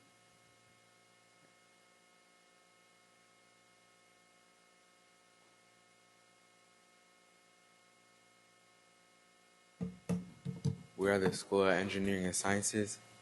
Before we start off, I would like to thank the school board for allowing us to do this presentation. My name is Kaleem McLemore. My group members are Angel Avina, Saul Espinoza, and Rogelio Ramirez. So, last summer, we attended an internship and we learned how to find the correct lighting for rooms, the correct temperature, and phantom loads, which are when appliances or electronics are plugged in, whether or not they draw electricity. We use those skills to do an energy audit for our school. And we had recommendations which were for the teachers, which were to close doors when HVAC systems were on, turn off the lights when no one's in the room, and unplug electronics when the electricity is not, when no one's in there. And with that, I'll bring out to Angel.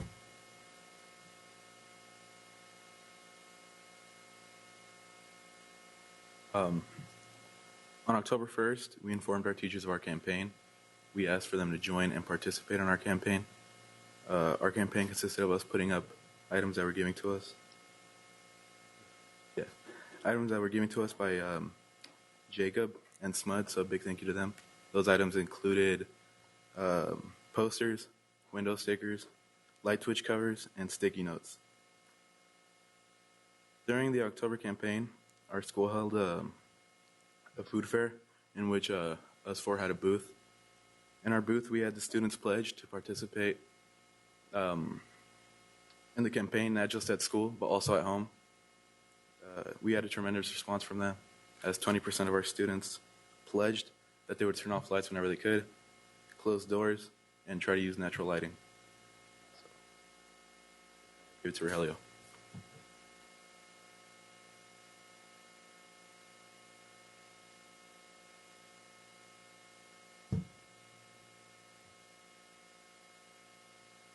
Hello. Our data for now is still ongoing. Our school is still young. And being young, it's energy efficient.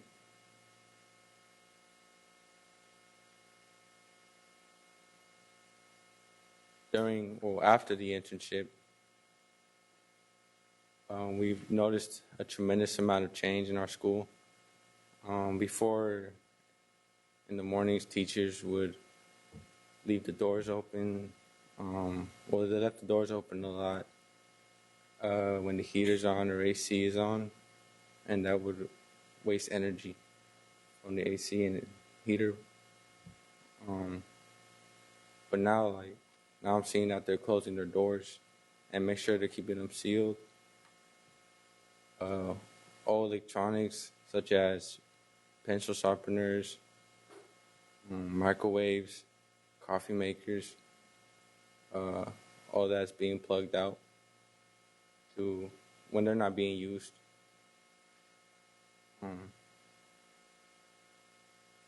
So after this internship, how it applied to me, long story short, I worked with my dad for, I'll say, a good amount of years, helping him in construction when I was young. Growing up, working with him, I've learned what I want to work as in the future, the construction environment. Being in the SMUD internship, having the opportunity to attend it, gave me, opened my eyes a little more,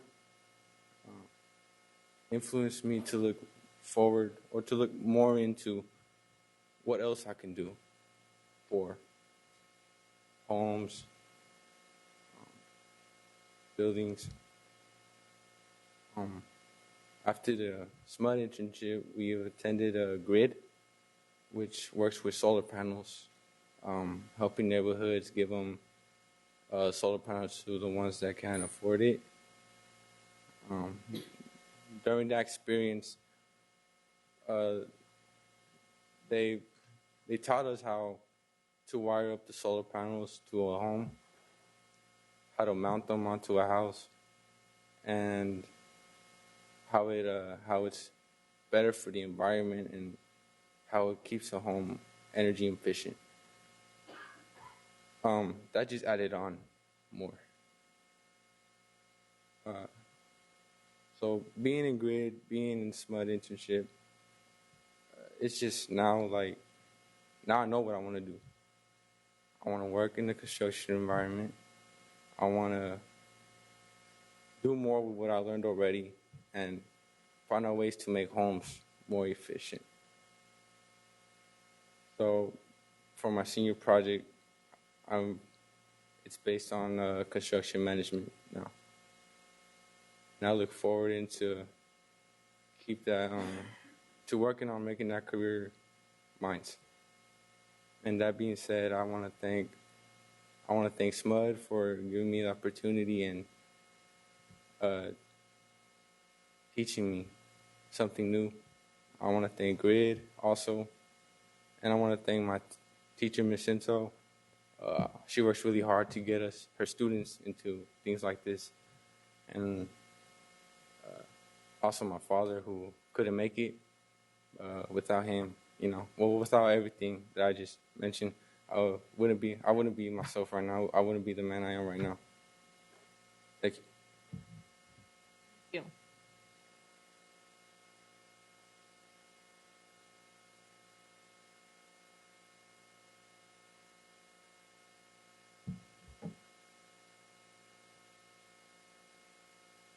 Good evening. Good evening, everyone. We're going to start off with a little introduction.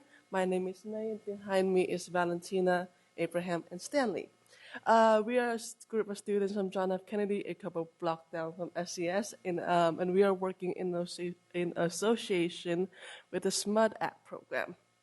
So basically, we are aiming to bring energy conservation awareness to our campus and potentially lower our electricity bill. And so our journey to action began when we did a workshop in July at Warren High School, where we learned about the basics of auditing and energy conservation. Learning about peak demand and different type of light bulb and general energy efficiency led to two realizations that we found really essential to our campaign, which is that good habits and behaviors doesn't make a difference in our school, and that we need to make larger and more impactful action towards using less while doing more. And now I will turn it over to or school. Oh, okay. There we go. Thank you. So the next step after doing our auditing training was to actually perform a campus audit to see the inefficiencies and other ways we could potentially save energy through habitual actions or also replacing existing hardware in our school. So as a result, we went into nearly every room on campus and audited their appliances, so how much electricity they used, and their the types of lights they used, whether it was incandescent, fluorescence, and what types of fluorescent lights they were using. So various things that stood out were that many teachers, if not the majority of them, at least 80 to 90%, had coffee machines or mini fridges and microwaves in like every one of their classrooms. And that was like, wow, this is a lot of electricity that's being used. And furthermore, there were overlit classrooms and limited lighting options. More specifically, either all the lights were on or all the lights were off, which was one of our largest points because most of the time we don't even need to use all the lights unless it's totally dark in the classroom or on a cloudy day. Next slide. So here are some facts and figures on our campus audit. These are facts and figures, as you can see, on total light usage. So on the left, we have a column, total kilowatts used per year, with existing T8 lamps. And these T8 lamps use approximately 30 to 32 watts per lamp. And just in the entire school per month, it uses about 65,400 kilowatts. And it currently takes $7,200 per month to power all these lights, indoor lights in these classrooms. But if we replace these lights with more efficient T5 LED replacements, direct replacements, meaning that there is no fixture change, all you have to do is take out the fluorescent light bulb and put in a replacement T5 LED one, we can save an estimated $4,000 to $5,000 per year. $4,000 to $5,000 subtracted from the $7,200 per month. My bad. And that's over at least $40,000 plus per year that can be diverted either back to the school, which we would really like, for the good of the school. I mean, not just ourselves, but the good of the municipality and the students as well.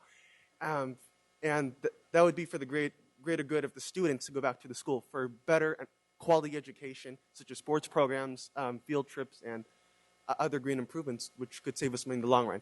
And if you look at there, we also have two nice photos of our lovely ladies. And me, myself there next to May Tan, performing an energy audit and looking at how much light is being used in each room.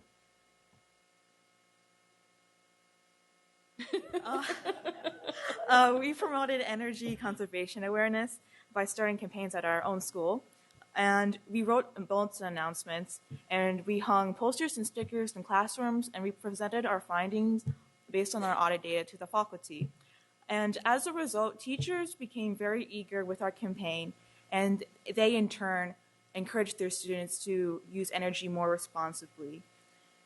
We got a lot of positive feedback, and that just reassures that big differences can start small with just outreach and involvement.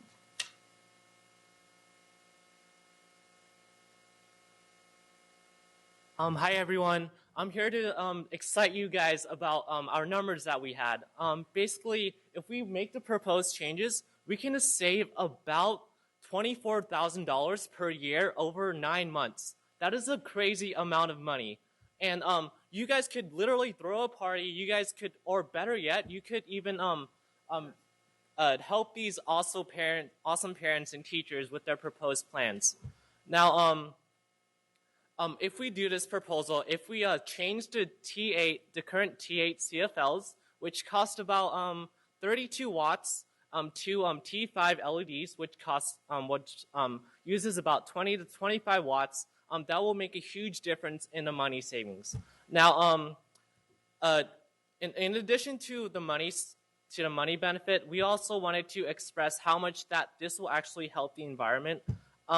Personally, we are all from the Green Catalyst Club, and we're really excited about the environment. We holded Project Green.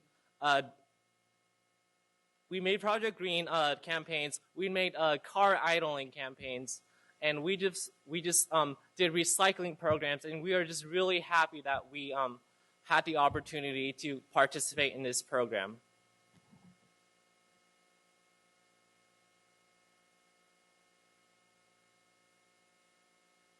So in essence, what we have learned from all our auditing and training is in the end just relating to habitual actions.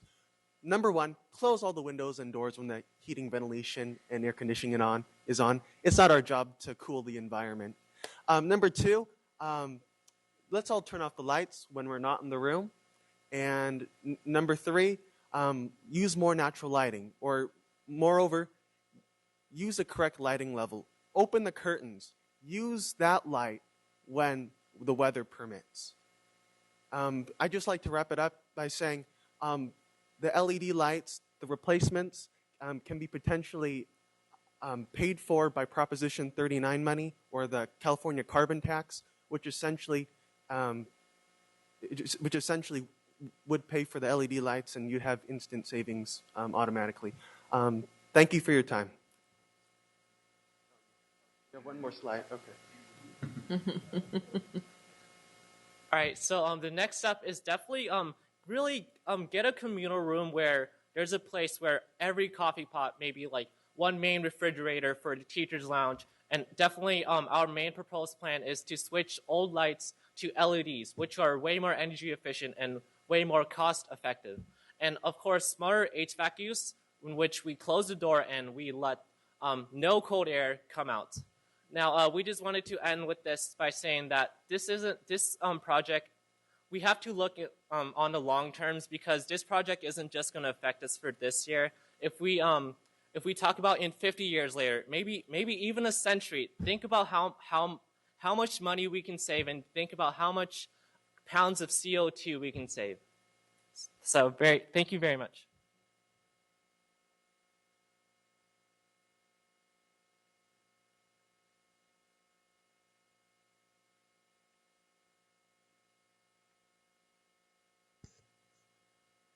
Good evening, everyone.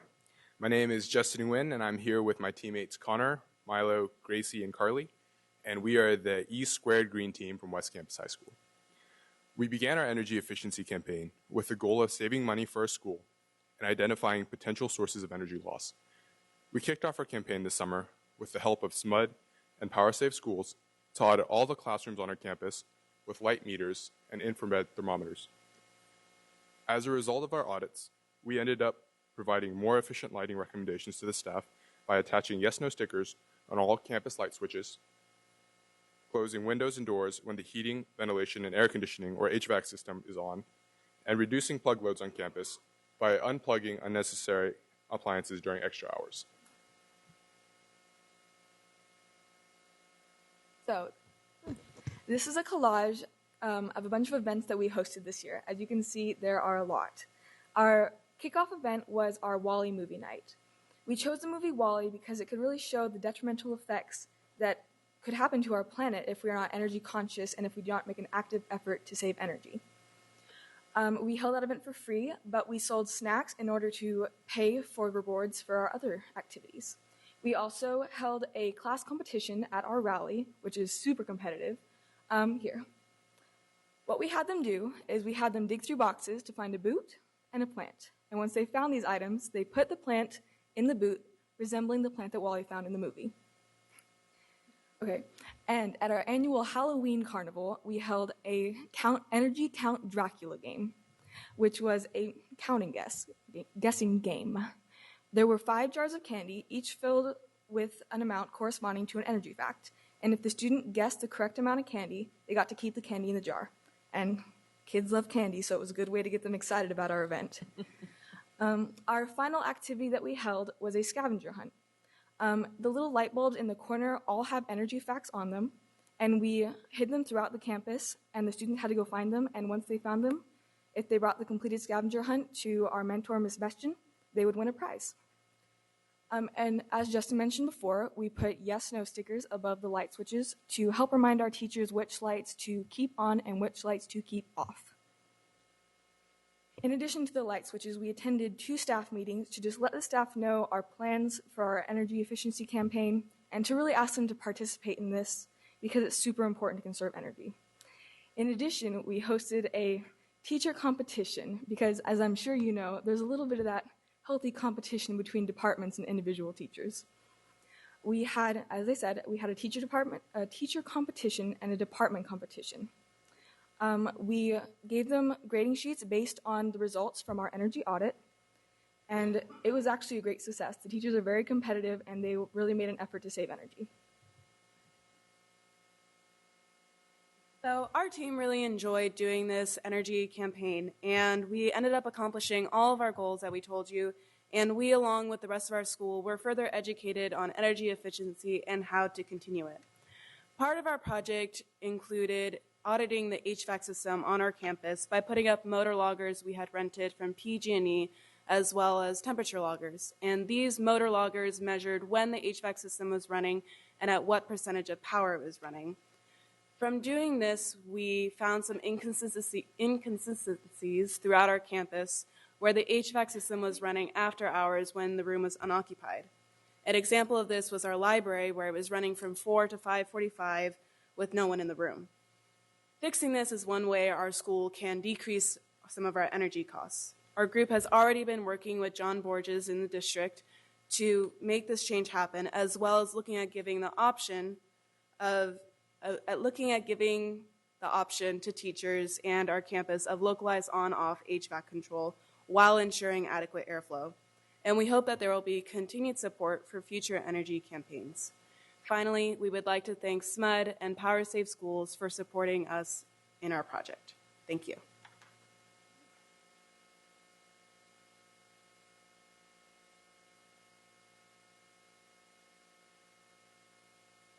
Hello, we are the Met. I'm Will, this is Justin and Mika, and 2 of our members, Kieran and Mia, weren't able to make it today. So our project, just like everybody else, we went to a week-long training over the summer to learn about all the different ways it is possible to save energy at our school and the things that we can do and the processes in which to do it.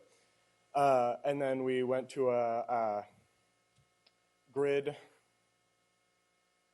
solar panels installation at a house to learn about the effects of energy in the community and where it is. So then we went to our school when the school year began, and we audited the whole school. And we have a very, very small school, so it was really simple. We got the whole thing. And found some of the things that we needed to audit so that when the school year began, we'd be prepared for what we'd need to do and the things we'd need to do them.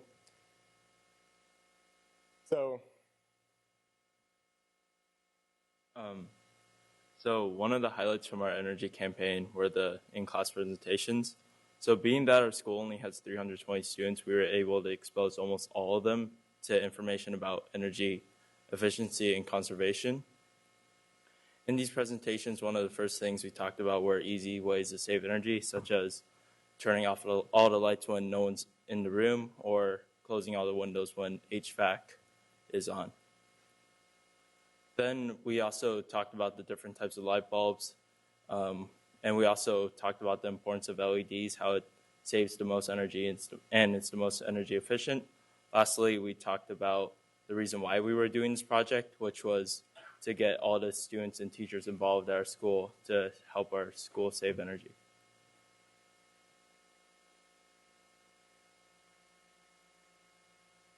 Another highlight for saving energy at our school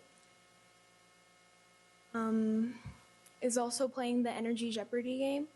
We have them answer questions about energy, related stuff about energy. And we would have a few students volunteer from each classroom, and every time they would answer a question correctly, they would receive candy. And I think it was a great way to involve not only the staff but the students, and also make them aware about our energy, about the energy and what we're teaching them.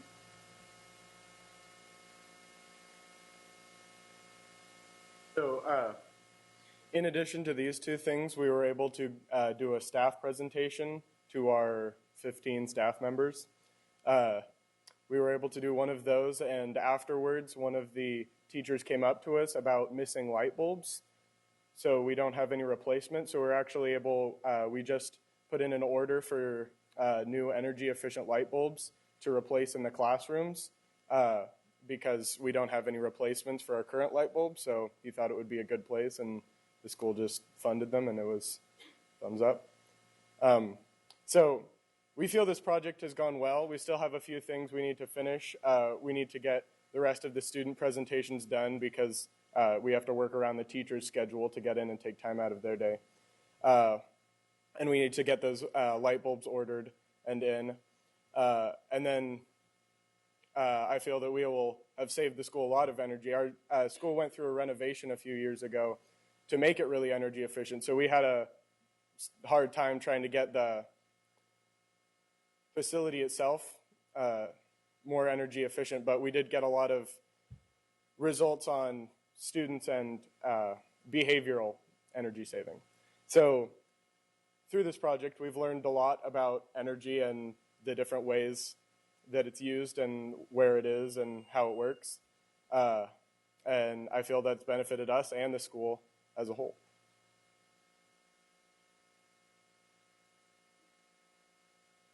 So the really cool thing about this is that these guys become experts, which is awesome, but the maybe not so cool thing is they point out all the flaws that I now have to go fix. So thank you.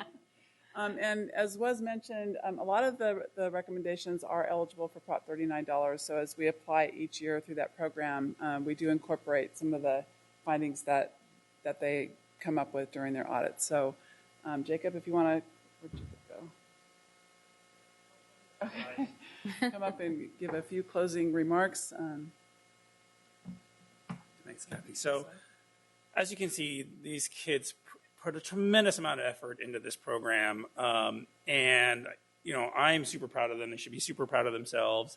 They really did make a difference in their own school communities. As Kathy mentioned, the projects that they are sort of discovering, projects that can be implemented with the Prop $39. SMUD actually has a little bit of funding that I've been working with Kathy's staff, providing to upgrade some of the lighting specifically that these students identified. And so we just really appreciate the opportunity to help deliver this program to your district.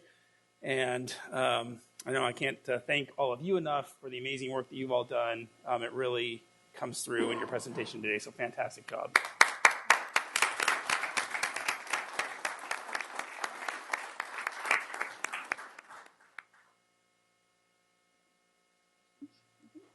Do we have any public comment? No? Member Rodriguez. Thank you. I have one question. So, because I didn't hear his name, so I'm calling him the professor. The second to the left guy, right here. No. The young man from Kennedy. You. The professor. Yeah, come on up here. You spoke so well, like you were like in front of a Thank college class. So you're the professor now. Well, thank you. Yes. So I have a question for you. Let's see if you can answer it. So T8 to T5. T5. Okay, so it is just as easy as just switching out the light bulb, just changing your behavior. So changing the school district's behavior, basically, to instead of buying T8 bulbs, we buy T5. LED. Is that LED, specifically LED? Yes, ma'am. And I'm sorry, was that your question? Yeah. Okay, so the advantage of this is that not only does it consume less electricity, but also the lifetime of the fluorescent bulb, T8 bulb, compared to the T5 LED bulb is approximately three times as longer, where a conventional T8 LED bulb consuming 32 watts would last approximately the school year. Why an LED bulb lasting 3 school years would not only save the school district 3 times as much as money, but also it would be also potentially paid for by Proposition 39 money by the state of California. So, and that is the great power that you board trustee members hold to make the decisions that affect us students and benefit the community as a whole in the municipality of Sacramento. Well, thank you very much. And I'm going to put your knowledge to work right now. So can I see you at the podium, Miss Ellen? Stay right here. I don't think you can answer this question. So is the district then, did we change our behavior as a district? Are we now only purchasing T5, or do we still purchase T8s? Or do we have like a bunch of T8s and we got to get rid of them? We've got a mishmash of a lot of stuff, but anytime we have the opportunity to change it out, we do.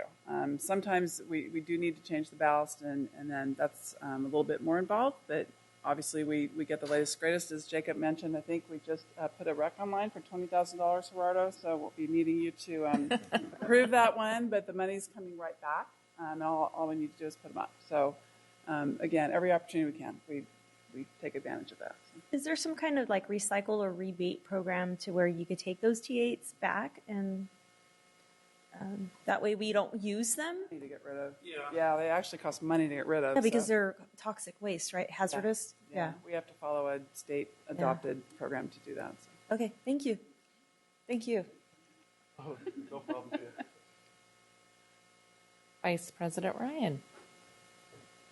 I wanted to just commend all of you for coming up with such poise and passion as young energy conservationists tonight. I know that when I was your age, it would have been very intimidating for me to have to stand up in front of a group of individuals and deliver a presentation like you did. And it was so impressive and informative. And also, I just wanted to call out Rogelio. I think that you have a very powerful story, and this idea that your father exposed you to one career path, that you saw other opportunities to go even further as a result of doing this work is remarkable. And I think what you said about this program helping to shape your character and become the man you are is exemplary. And I hope that you continue to share that as a leader among your peers. Superintendent Banda. Well, those were exactly my comments as well. So I was going to commend the group. I mean, not just on the projects, but you come in with this focus, enthusiasm about this kind of work, and it makes a difference. We're looking at always trying to conserve energy, right, and get away from carbon. And you weren't here earlier. I showed a little video on my trip to China, and I was in Beijing, where the pollution is to an extreme. Where just the other day, I think they were shutting down this whole city. And yet here we are in California, going green and making it happen so that we can conserve energy resources going forward. And so you guys with these projects not only help us to be able to do that here, but think about the experiences, how that's going to impact you going forward as you go into adulthood. And who knows, you'll continue to apply a lot of that knowledge going forward as adults into businesses and whatever professions you go into. So thank you for your contributions. Thank you for your passion for this kind of work, and we're learning a lot as we go along with you. Thank you. Student Member Barry. I just wanted to say, because my school was included in this West Campus, that I know how much like work goes into this, because it's a lot. And I just want to congratulate you all and say good job, because I think it's really amazing that we're having this big a focus on energy and efficiency, because I know how important it is. Great. Well, with no other comments, I just wanted to say how proud I am for all of you guys coming in front of us and speaking. Your public speaking skills are just exceptional. Prior to me being on the school board, I remember coming and speaking to the school board and standing at that podium and shaking. My voice would be shaking. My cards in front of me would be shaking. It's a scary thing. And you guys just really just did a remarkable job. You should be very proud of yourselves. I did have a question for Ms. Allen.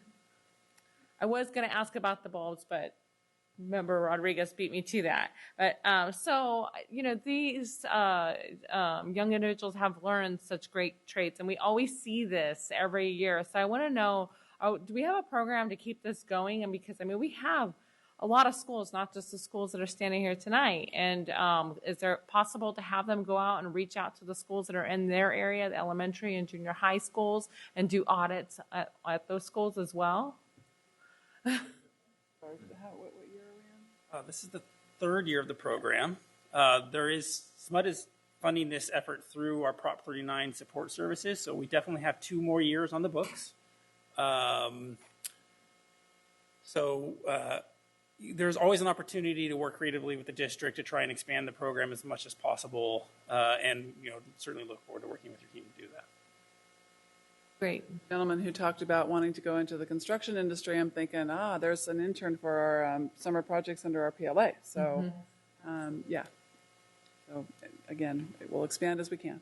Great. Thank you so much. Thank you for coming out tonight. We're going to go take a picture out on the site. So thank you very much. Okay. Okay, we are at 11.3, approve the 2016-17 budget calendar. Mr. Gerardo Castillo.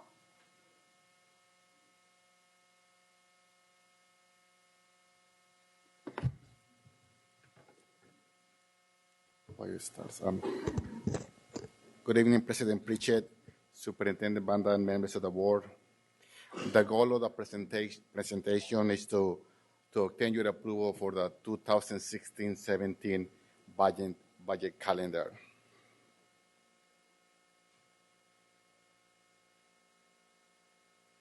The process of developing a school district budget is ongoing. They must be approved by the board.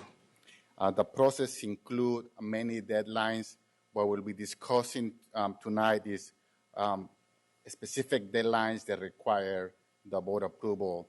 The presentation will look very similar to what we have done in the past, because those are required as deadlines under education and Ed Code section 42126. Okay. During December, in the next board item, we will present to you the first annual report. This is how staff administration projects the ending balance for the next year. We will also give you a brief budget update, and we will also present to you the 2016 budget calendar. This is the board item.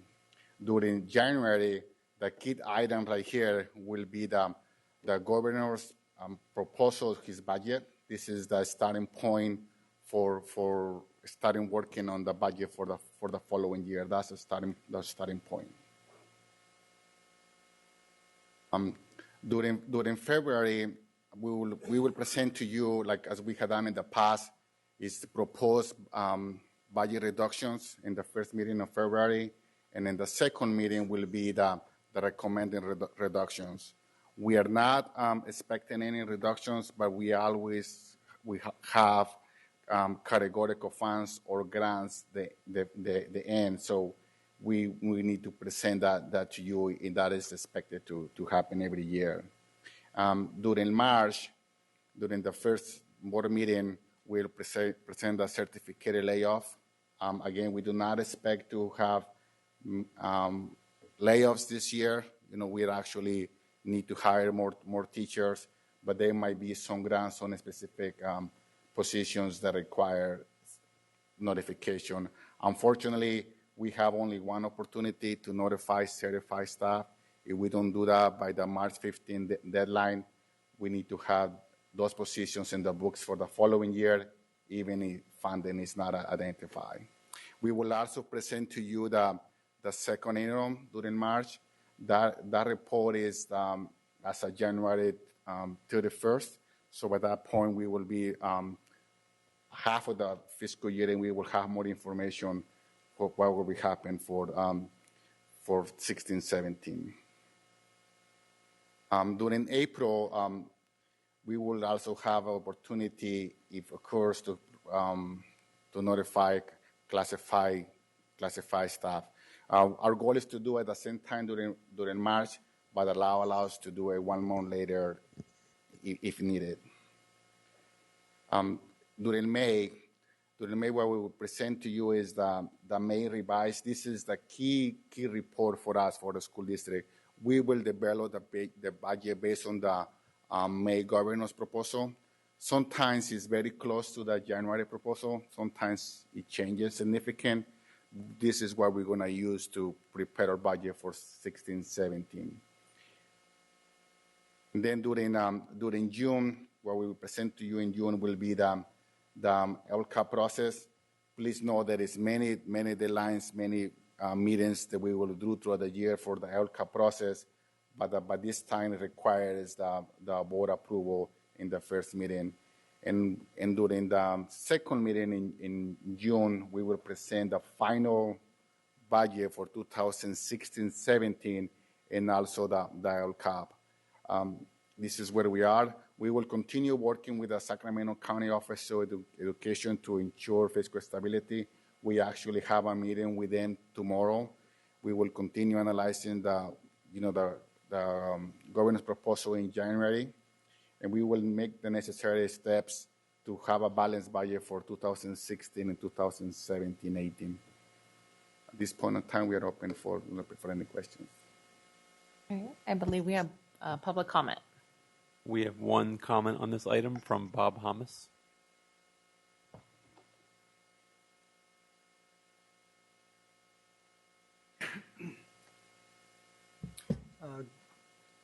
Good evening, President Pritchett, Superintendent Banda, and other board members. My name is Bob Hamas. I'm with Making Sense Work. And I just wanted to suggest one possible change to the calendar that's proposed. The first interim and the second interim documents are, they're big reports. There's a lot of information in there that really shows you what's going on in the district at that time, and to simply be presented those reports and then have to approve them the same night doesn't really give you the opportunity to study them, ask questions, reflect on the choices that are shown in that document. And so the only recommendation I would make, and there are some other districts that do this, is that you be presented the report and then 2 weeks later approve this report. Thank you. Thank you. Do you have any board comments? Member Rodriguez. Hi, Mr. Castillo. I rarely ask questions on the calendar, but I will this time. Things are changing so much with funding from the state to local control. And you said earlier in your statement that there's some categoricals that still exist, and the funding then ceases because of some sunset rules or whatever that come through. How do you ensure that you get this information in a timely manner so that way if positions are eliminated or positions are no longer being funded through that source, then are appropriately notified? What's your backup on that? Yeah, we actually start when the grants start. We have a deadline. Those positions have an end date. When we have a position who is funded with a general fund, the position doesn't have an end date. But grants, they are for a certain period of time.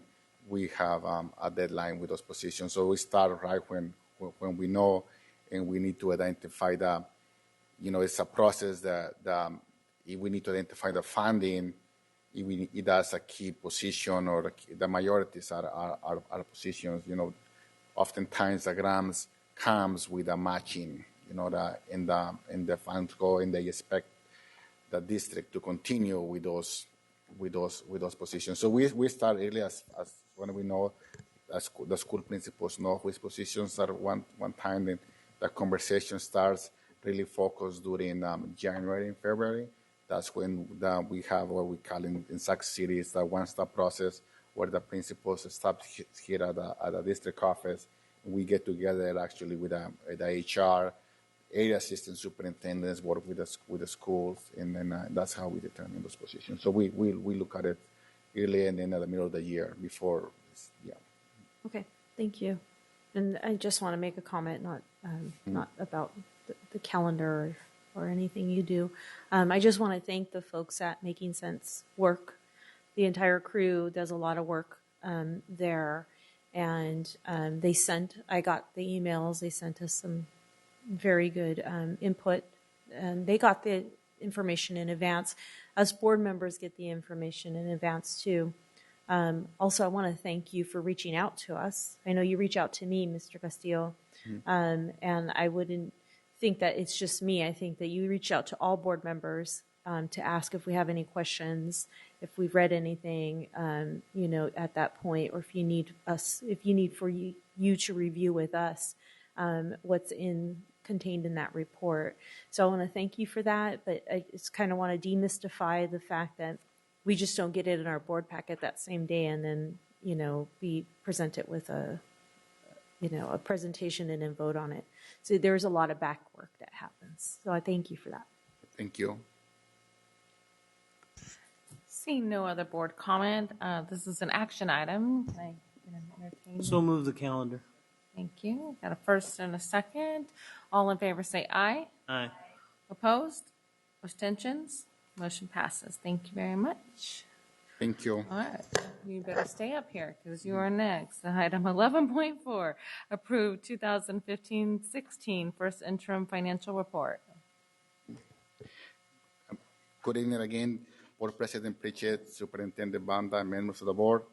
The goal of our presentation in the first interim is to provide a brief budget update and comply with Education Code Section 42130. We will provide you an overview. We will go in detail what are we doing the first interim. We will describe Education 42130. We will describe the first interim summary for the general fund. We will go over enrollment and ADA analysis. That is our key for our funding. We will also discuss some budget realities that we had to deal in the following years and these years. In addition, we will describe how we're doing in their cash flow and what do we expect from the state and fund balance, multi-year forecast, and their fiscal condition. What does Education Code Section 42130 means? It means that every school district, every LA in the state of California must present minimum of 2 reports. We call it interim reports. One is the first interim with data information as of October 31st, and the second report is second interim with data as of January 31st. And if a district is qualified status, they have to present a third report with data as of April 30. So a positive certification means that we were able to meet our obligations for the current year plus 2 years. Qualified certification means that we are able to meet obligations for current years, but the district might not be able to meet their obligations for one of the following 2 years or the 2 years. and negative means that we are not able to meet our obligations for our current year. Our certification that we will ask you tonight is a positive certification, meaning we believe that we will meet our obligations for this year plus 2 years. So where do the revenues come from? You know, between 65% the local control funding and the state 25%. The majority of our funding depends on the state, you know, and we 90%. So we depend on one funding source, and we just do as well as the state does in the economy. You know, there's many variations, but that's the bottom line. Is very volatile. California depends on the tax revenue, the top 5% of the taxpayers, so it's very volatile. So what is you will notice this 90% total because we have a lot of one-time funding this year. In this slide, you will notice that our adopted budget versus our first interim is very constant, except for the other state revenue. We actually increased our first interim revenue by 58%, $58 million. That is for 55%. So you say, the question is, why is so much revenue from the adopted budget to the first interim? And it's all one-time revenue that includes $46 million for the emergency repair. Those are projects that already have been approved, so we cannot use those funds. $2.7 million for the educator effectiveness that we had discussed before. And what is new is that $8.9 million for the stairs on behalf of pension contributions. This is actually, yes, a budget, it's a journal entry, a budget entry.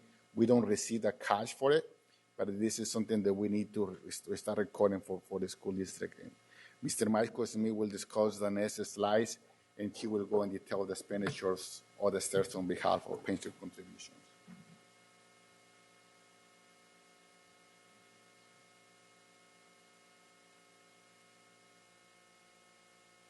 Right. Good evening, President Pritchard. There we go. Superintendent Banda and the board. The majority of the district's funds are unrestricted, which means they can be used for any legal purpose. And how is the district spending these dollars? Of the $313 million, 88% is going towards salaries and benefits, and that does include health and also statutory costs such as retirement. Okay. So what has changed since the adopted budget? Well, the unrestricted expenditures have increased $4.5 million. This includes increases to counselors, increases to teachers for leveling of classes district-wide, and it also includes increases for school climate. If you look at the bottom of the chart, the contributions from the general fund, that includes special ed and also routine repair and maintenance, which was reduced by $4 million after the adopted budget. That reduction was presented to the board previously during the 45-day revise. And also I want to point out, as noted at the bottom there, $6 million was included in the adopted budget to continue funding the post-employment benefits. Okay. So restricted expenditures can only be spent on certain things. And Title I is an example of restricted dollars. They must be spent to support disadvantaged students. Keep it there. Yeah, so the purple section there, that represents a significant amount for capital outlay. So $54 million of that is for the emergency repair program, which Gerardo mentioned earlier. So that is for specific projects that have already been approved by the state. Okay.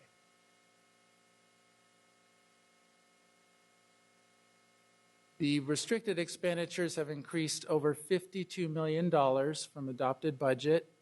So that includes the $8.9 million for STIRS on behalf of pension contributions, which Gerardo also mentioned previously, and then also $46 million for the emergency repair program, which is in the services and the capital outlay.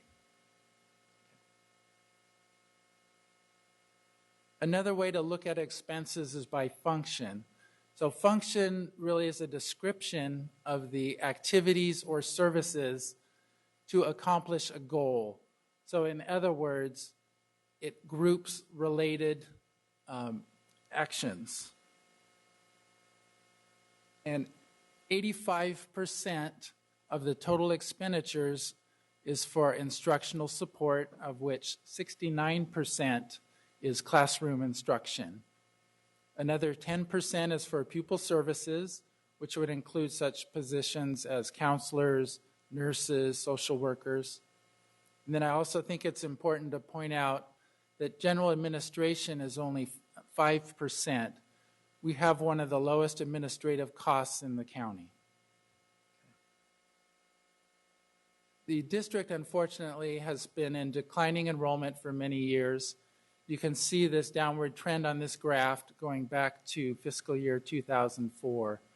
This has greatly impacted the district because most of our funding depends on attendance. In projecting in the out years, we assume that the enrollment will still decline, although at a lesser rate. We need to continue to plan for the increase in retirement costs.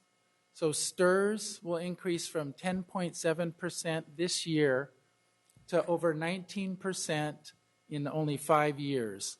PERS will increase from, I think it's 11.8% to over 20%. So in about 5 years, close to 20% of salaries will go to retirement. In addition to retirement, healthcare costs also continue to increase. In 5 periods for active employees, healthcare has increased 55%. And unfortunately, we anticipate that healthcare costs will continue to go up. Another reality is that the number of retirees that are receiving health benefits is almost the same as active employees that are receiving health benefits. Back in 2013-14, you can see that 48% of those receiving benefits were retirees. Now I'm going to turn it back over to Gerardo to talk about cash flow. So, cash flow. How is the district doing with the cash? Cash is king. That's how we're able to pay our bills. And what a 2 years difference make. Yes, in 13-14, we borrowed $26 million to pay our bills. In 12-13, $6 million. At this point in time, we do not expect any cash deferrals from the state for this year or the following 2 years. So that is great news when the state pays on time. How the components of the ending fund balance. We're projecting that 2015-16 will end similar to 2014-15.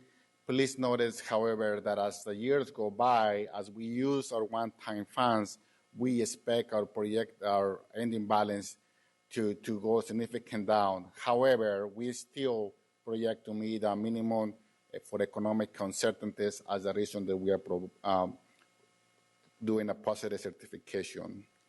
Our fund balance, the requirement for our district is 2%. And we say it's 2% enough for our district. That will be about $10.5 million. And what does it cover? It covers about 10 days or salaries. Yes, for October, our payroll for the general fund was $32 million. So the fund balance is not enough. The minimum requirements. These are clearly not for us. And the multi-year assumptions. We want to show this to you this time. We want to emphasize that the first interim is October 31st, so the class size reduction that was announced last week is not included. It's not at this point in time, but those other items are. So that in the multi-year forecast, you will notice that the revenues for 2016-17 as a total, they actually go down, even with increase of the LCFR, because the one-time revenues that we were getting for 2014 and 15-16, we do not expect to continue those in the following years. So what does this mean? What is this final is that we are asking you to approve our first interim with a positive certification, with understanding that we need to be very careful, to how we spend our money and what are our ongoing expenditures. This is our second year, and that we are presenting to you a positive certification since 2007-8. Let's maintain it. We dig out of the hole, but it's very easy to go back. We need to have a balance between focus in our students and our staff, and also maintaining a good fiscal condition. When the fiscal side of the house is in order and we are not talking about, we could focus on the other items that is in education. At the next steps, we will continue discussing with the Sacramento County Office of Education. We will analyze the governor's budget, and we will continue the communication as this is starting in January. A lot of new information will come from the state. At this point in time, Mr. Smith and I are available to answer any questions. Looks like we have some public comment. Yes, we have 3 comments on this item from Bob Hamas, Grace Trujillo, and Angie Sutherland.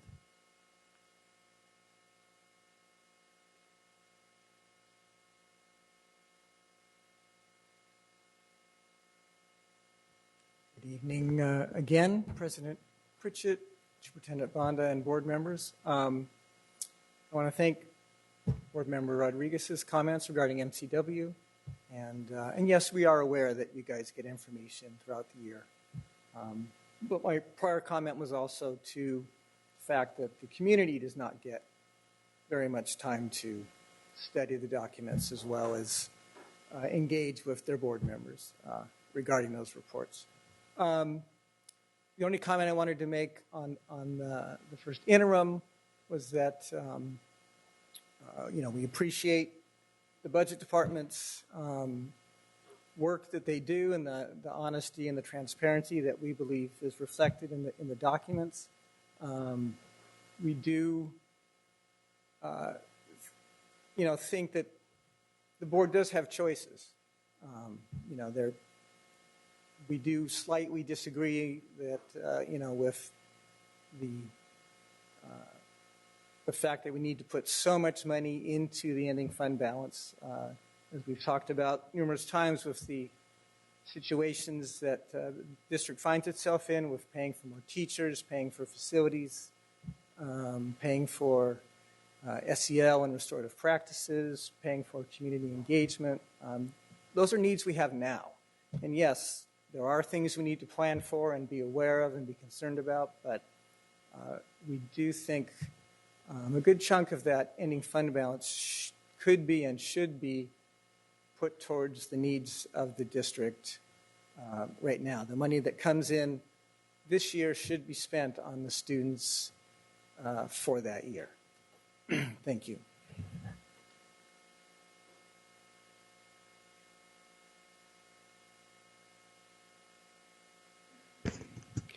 Good evening, members of the board and Superintendent Banda. You know what? There's one thing I have to be blessed, is the fact, sometimes I've learned that there's a lot of board members, and they take the time to do it. And I know sometimes when you speak out, things happen to you. And I want to congratulate Diana, because you always speak out. And I know it's always been a rumble along with all the other board members. But I know she knows numbers just like I do. And sometimes I remember when I first started some of these meetings back in 2007, I didn't understand what was going on, because my expertise is taxation. And taxation, there's one thing, the reason there's so much money coming in is because the stock market is good and the real estate is good. I'm benefiting from it. But guess what? It's only a one-time deal, because then after that, we're getting ready for a slope. And thank you, Gerardo, for really bringing out the chart and speaking our concerns, for this district. Because I don't want to be standing here in 2035, 20 years from now, just like I did at Kit Carson, and coming back and saying, oh my God, I advocated. And all the people who are advocating for people they're representing, how is it affecting everybody? I asked today that all the teachers, all the administrators, classified, non-classified, get together with the students that were here and do a group. One of the key things that I saw that was very important is when Gerardo in his budget says, revenue up, expenditure up, and enrollment down. How is that going to affect all of us in the year 2035, when at that point the revenue goes down? As we all know, there's up cycles and down cycles. I think I stand here because we want to make a difference. And I'll continue to be up here, even though there's false accusations done towards me and my family, because the truth always comes out. And like I said before, it's very, very important for our schools, because the kids are our future. And again, when the Lord asks me, what did you do with your voice? I'll say, I spoke for the weak. And I spoke without a pay. I did it with my heart. So thank you. Thank you. Good evening, President Pritchett and Superintendent, board members. I'm Angie Sutherland. I'm a parent. My daughter attends Hollywood Park Elementary, and this is a massive budget. We have a humongous district with such a variety of students and needs, and the budget is intertwined. It's intertwined with the strategic plan, with the LCAP, with all of the different demographics, school site needs. We need to really think about equity and giving the students what they need and what the schools need. I think the school site plans are really important, and I don't know that they're really being put together very effectively. The representation on the school site council should be more diverse, similar to like the LCAP committee and how it's composed based on the demographics of the district. So I don't know that the school site committees are actually thought of in that manner. People don't even know when the elections are taking place. So I hope that this budget is synchronized, and I hope that the strategic planning process really takes into account all of the diverse needs that our district has. And the design team is so important. I hope that they get their tentacles out there everywhere, and that the rollout of the strategic plan is done very thoroughly, and that there are actual individual plans for departments and teachers and administrators, and that they each have a plan that coincides with the strategic plan. I was a little disappointed by the survey. It already had the ideas listed out, and all we could do was prioritize them. We did that with the LCAP, but the priorities didn't match. The percentage, the parent engagement was supposed to be the top priority based on what everybody said, but it didn't work out that way. Lastly, I just wanted to address equity in schools, and I was happy that Member Rodriguez made the comment about the high need schools need to get adequate facilities. It reminds me of special ed students they're the ones generally that end up in the portables, the tiny portables. My daughter, her class isn't in a portable. I feel really happy about that. She's in a regular classroom. She's in a special day class, but it's in the main hallways. And I think that means so much. So I just wanted to say that we really need to think about equity with our budget, and it really needs to mean something. Thank you. Thank you, Ms. Sutherland. No other public comment. Can I get a motion to take this from conference to action? Thank you. I got a first and a second. Quite a few seconds. All in favor say aye. Opposed? Abstentions? All right. We're now in action. Do we have any board comment? Member Rodriguez. Thank you. You know, this is always my favorite topic to talk about. Actually, I respectfully disagree with some of the public comments about ensuring a reserve balance. Other districts in California, because of the times that where there was a bit more money, they put money aside at that time because they could. And when the economy went down, our funding went down as a school district, they were able to rely on that extra fund balance that they had. I think that there's a level of responsibility that this board has. We have a fiduciary responsibility to ensure that this district's doors stay open. And so that's one of the key components, is to ensure that during times like rainy day funds are there to fulfill the needs. $32 million for 1 month of payroll is something that we should all be focused and driving toward, not the bare minimum of 2% that will only get us through 10 days. So I agree with you, and I wholeheartedly support that that drive that we should all be going down. The other thing that throughout this budget, I couldn't help but notice on several slides we talk about OPEB. We talk about healthcare increase. And what's most alarming is that on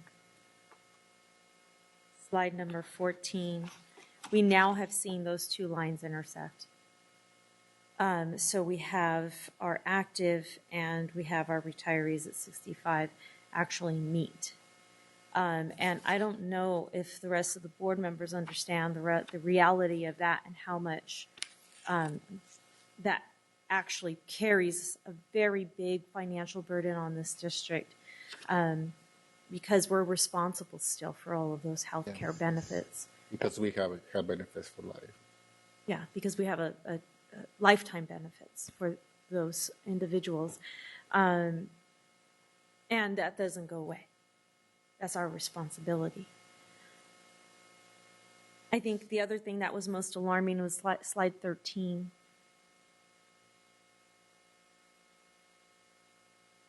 So, which is the slide right before that one, where we see CalSTRS and CalPERS with a significant increase,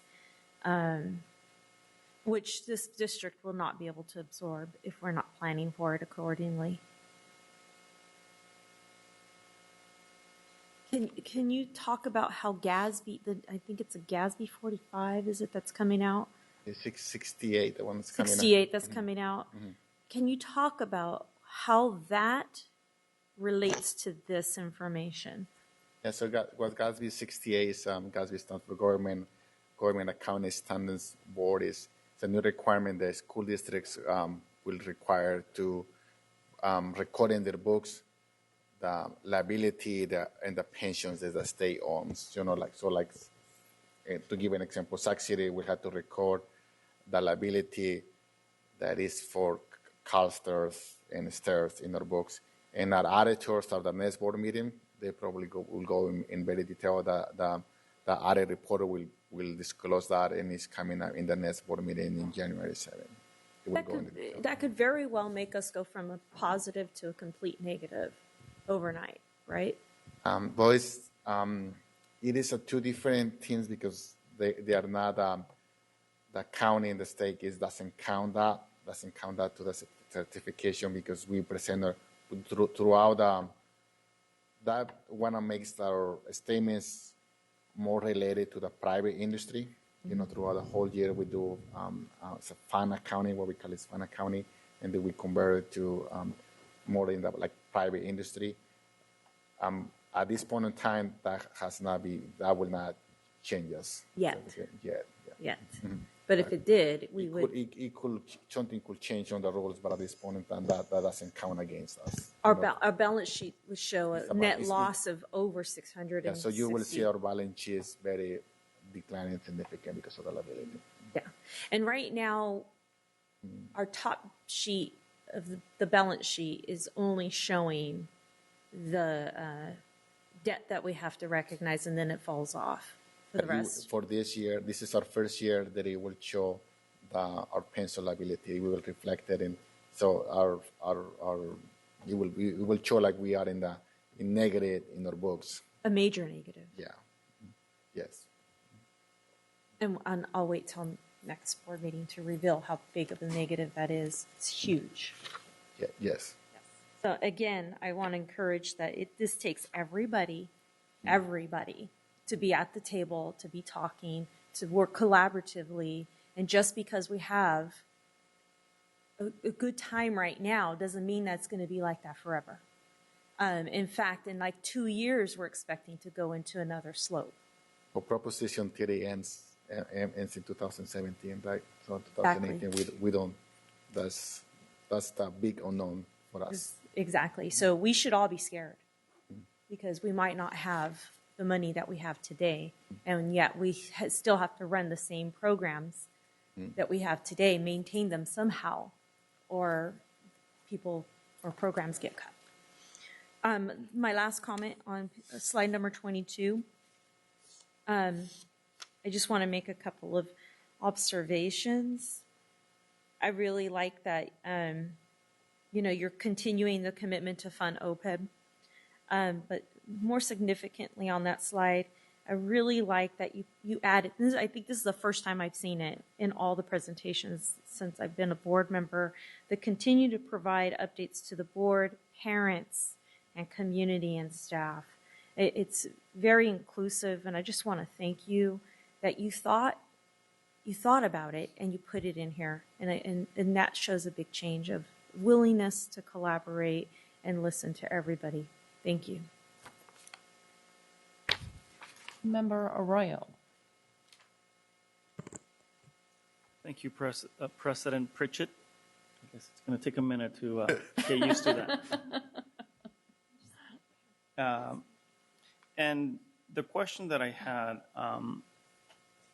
was alluded already by Member Rodriguez regarding Prop 30.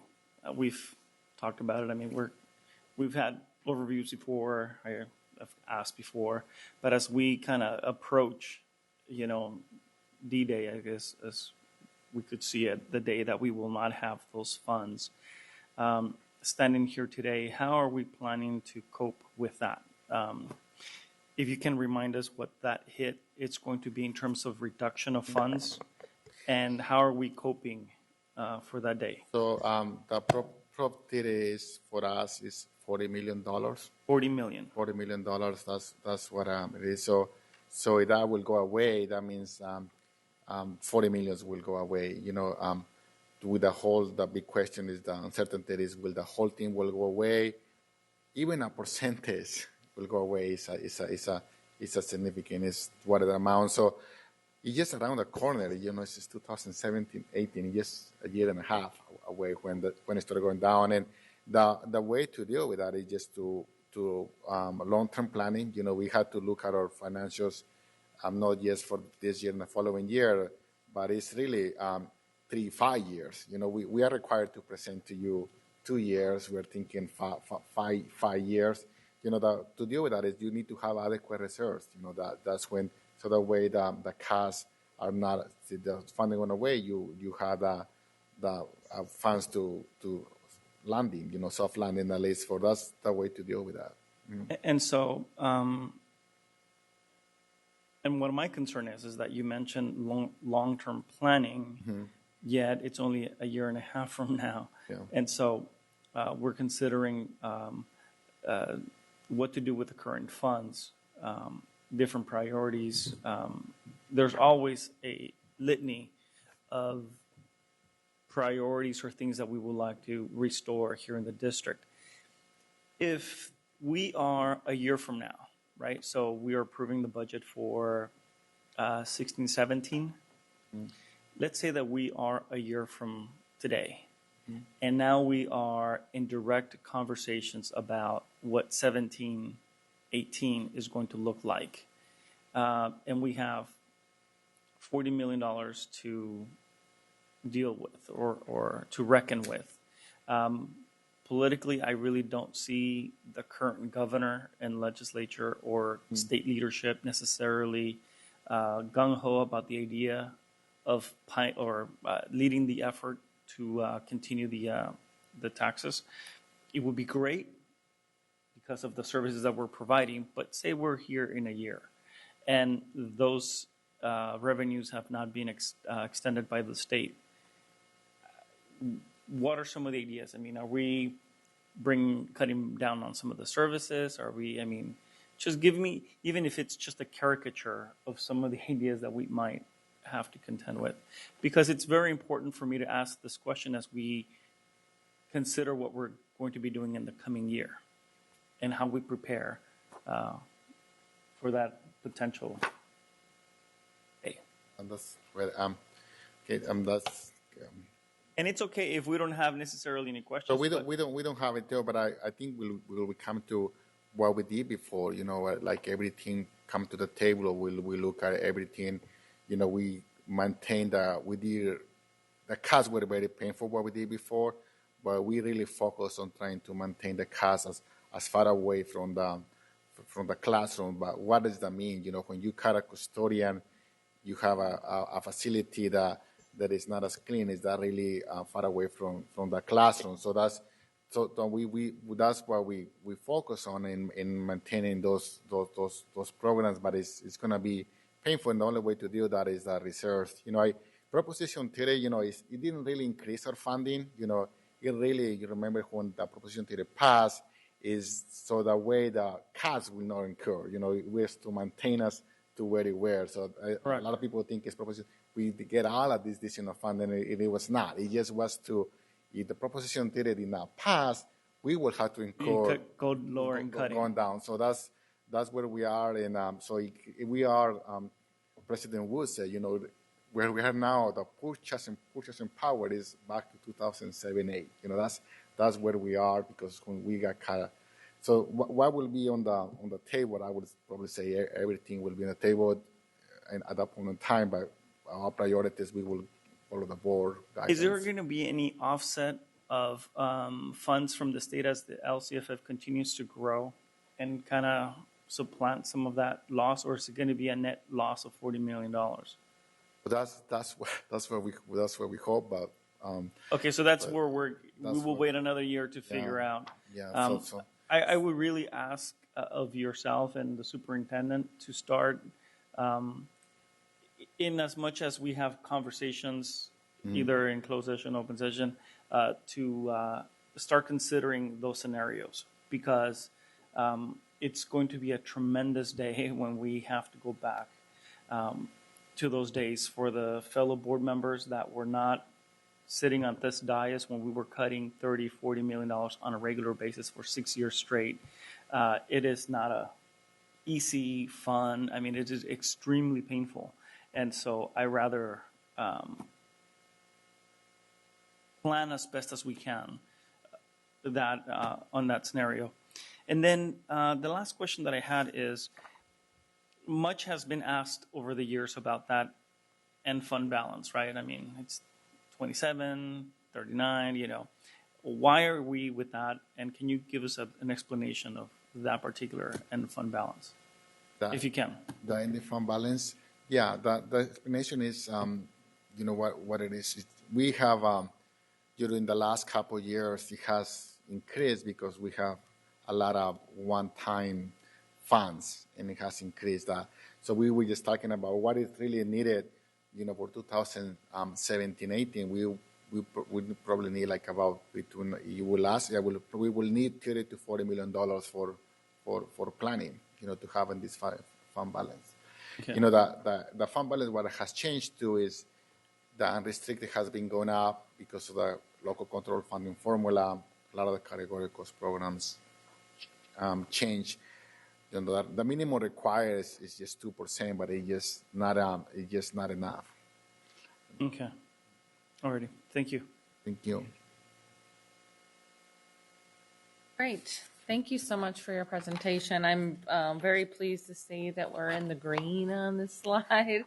But I couldn't agree with Member Rodriguez and Member Arroyo's comments of, saving and not being in a position where we have to cut drastically. So thank you so much.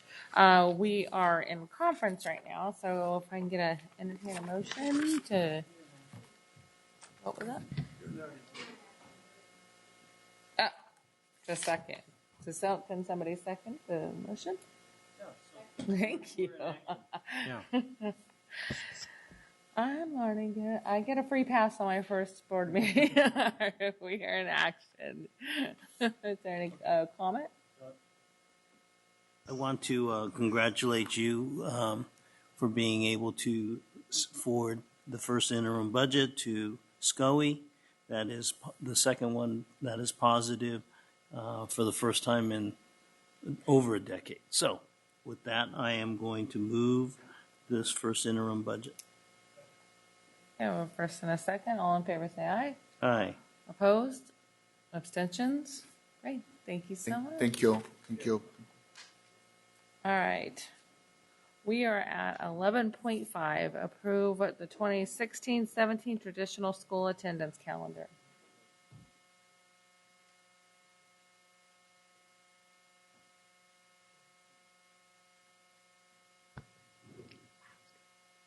You. Good evening, Board Member Pritchett, Superintendent Bonda, and members of the board. My name is Consi McCarn, Chief HR Officer, and with me I have Cindy Nguyen, our Employee Relations Director. We are here to ask for your approval in the 16-17 school attendance calendar. The calendar that you have for consideration before you is similar to the current school year calendar. It has a start date of September 1st, which is the Thursday prior to Labor Day. It allows for a full summer to support the implementation of class size reduction 24-1 in our K-3 sites. And while we want to continue working to get agreements necessary for a mid-August start for the 17-18 school year, this evening we're asking you for the approval of the 16-17 based on something similar to this year. Do you have public comment? No? I'm going to pull this, bring this from conference to action. Can I get a motion? Thank you. Second? Thank you. All in favor say aye. Aye. Opposed? Abstentions? Great. We are now in action. Board comment, Member Rodriguez. I truly have a comment, and it's not toward you, Ms. McGarn. I have to say I'm very disappointed. We went out and met with community members. We did a survey. The survey came back as a positive to change the school year up. And I think it's unfortunate. The community that we serve for the most part in Sacramento City Unified School District lives in a level of poverty to where summer learning loss is really important that we eliminate, that we strive to work toward closing that gap. And I heard that in the community meetings. They want it to move the calendar up. They look forward to that. And now I have to go face that community and let them know that this is not a reality for them this year. And I'm extremely disappointed And that now I have to go back to a community and explain to them that they didn't use their time wisely in coming to express their support or their concerns about our calendar and our effort that we went out there. Just wanted to state that out. Thank you.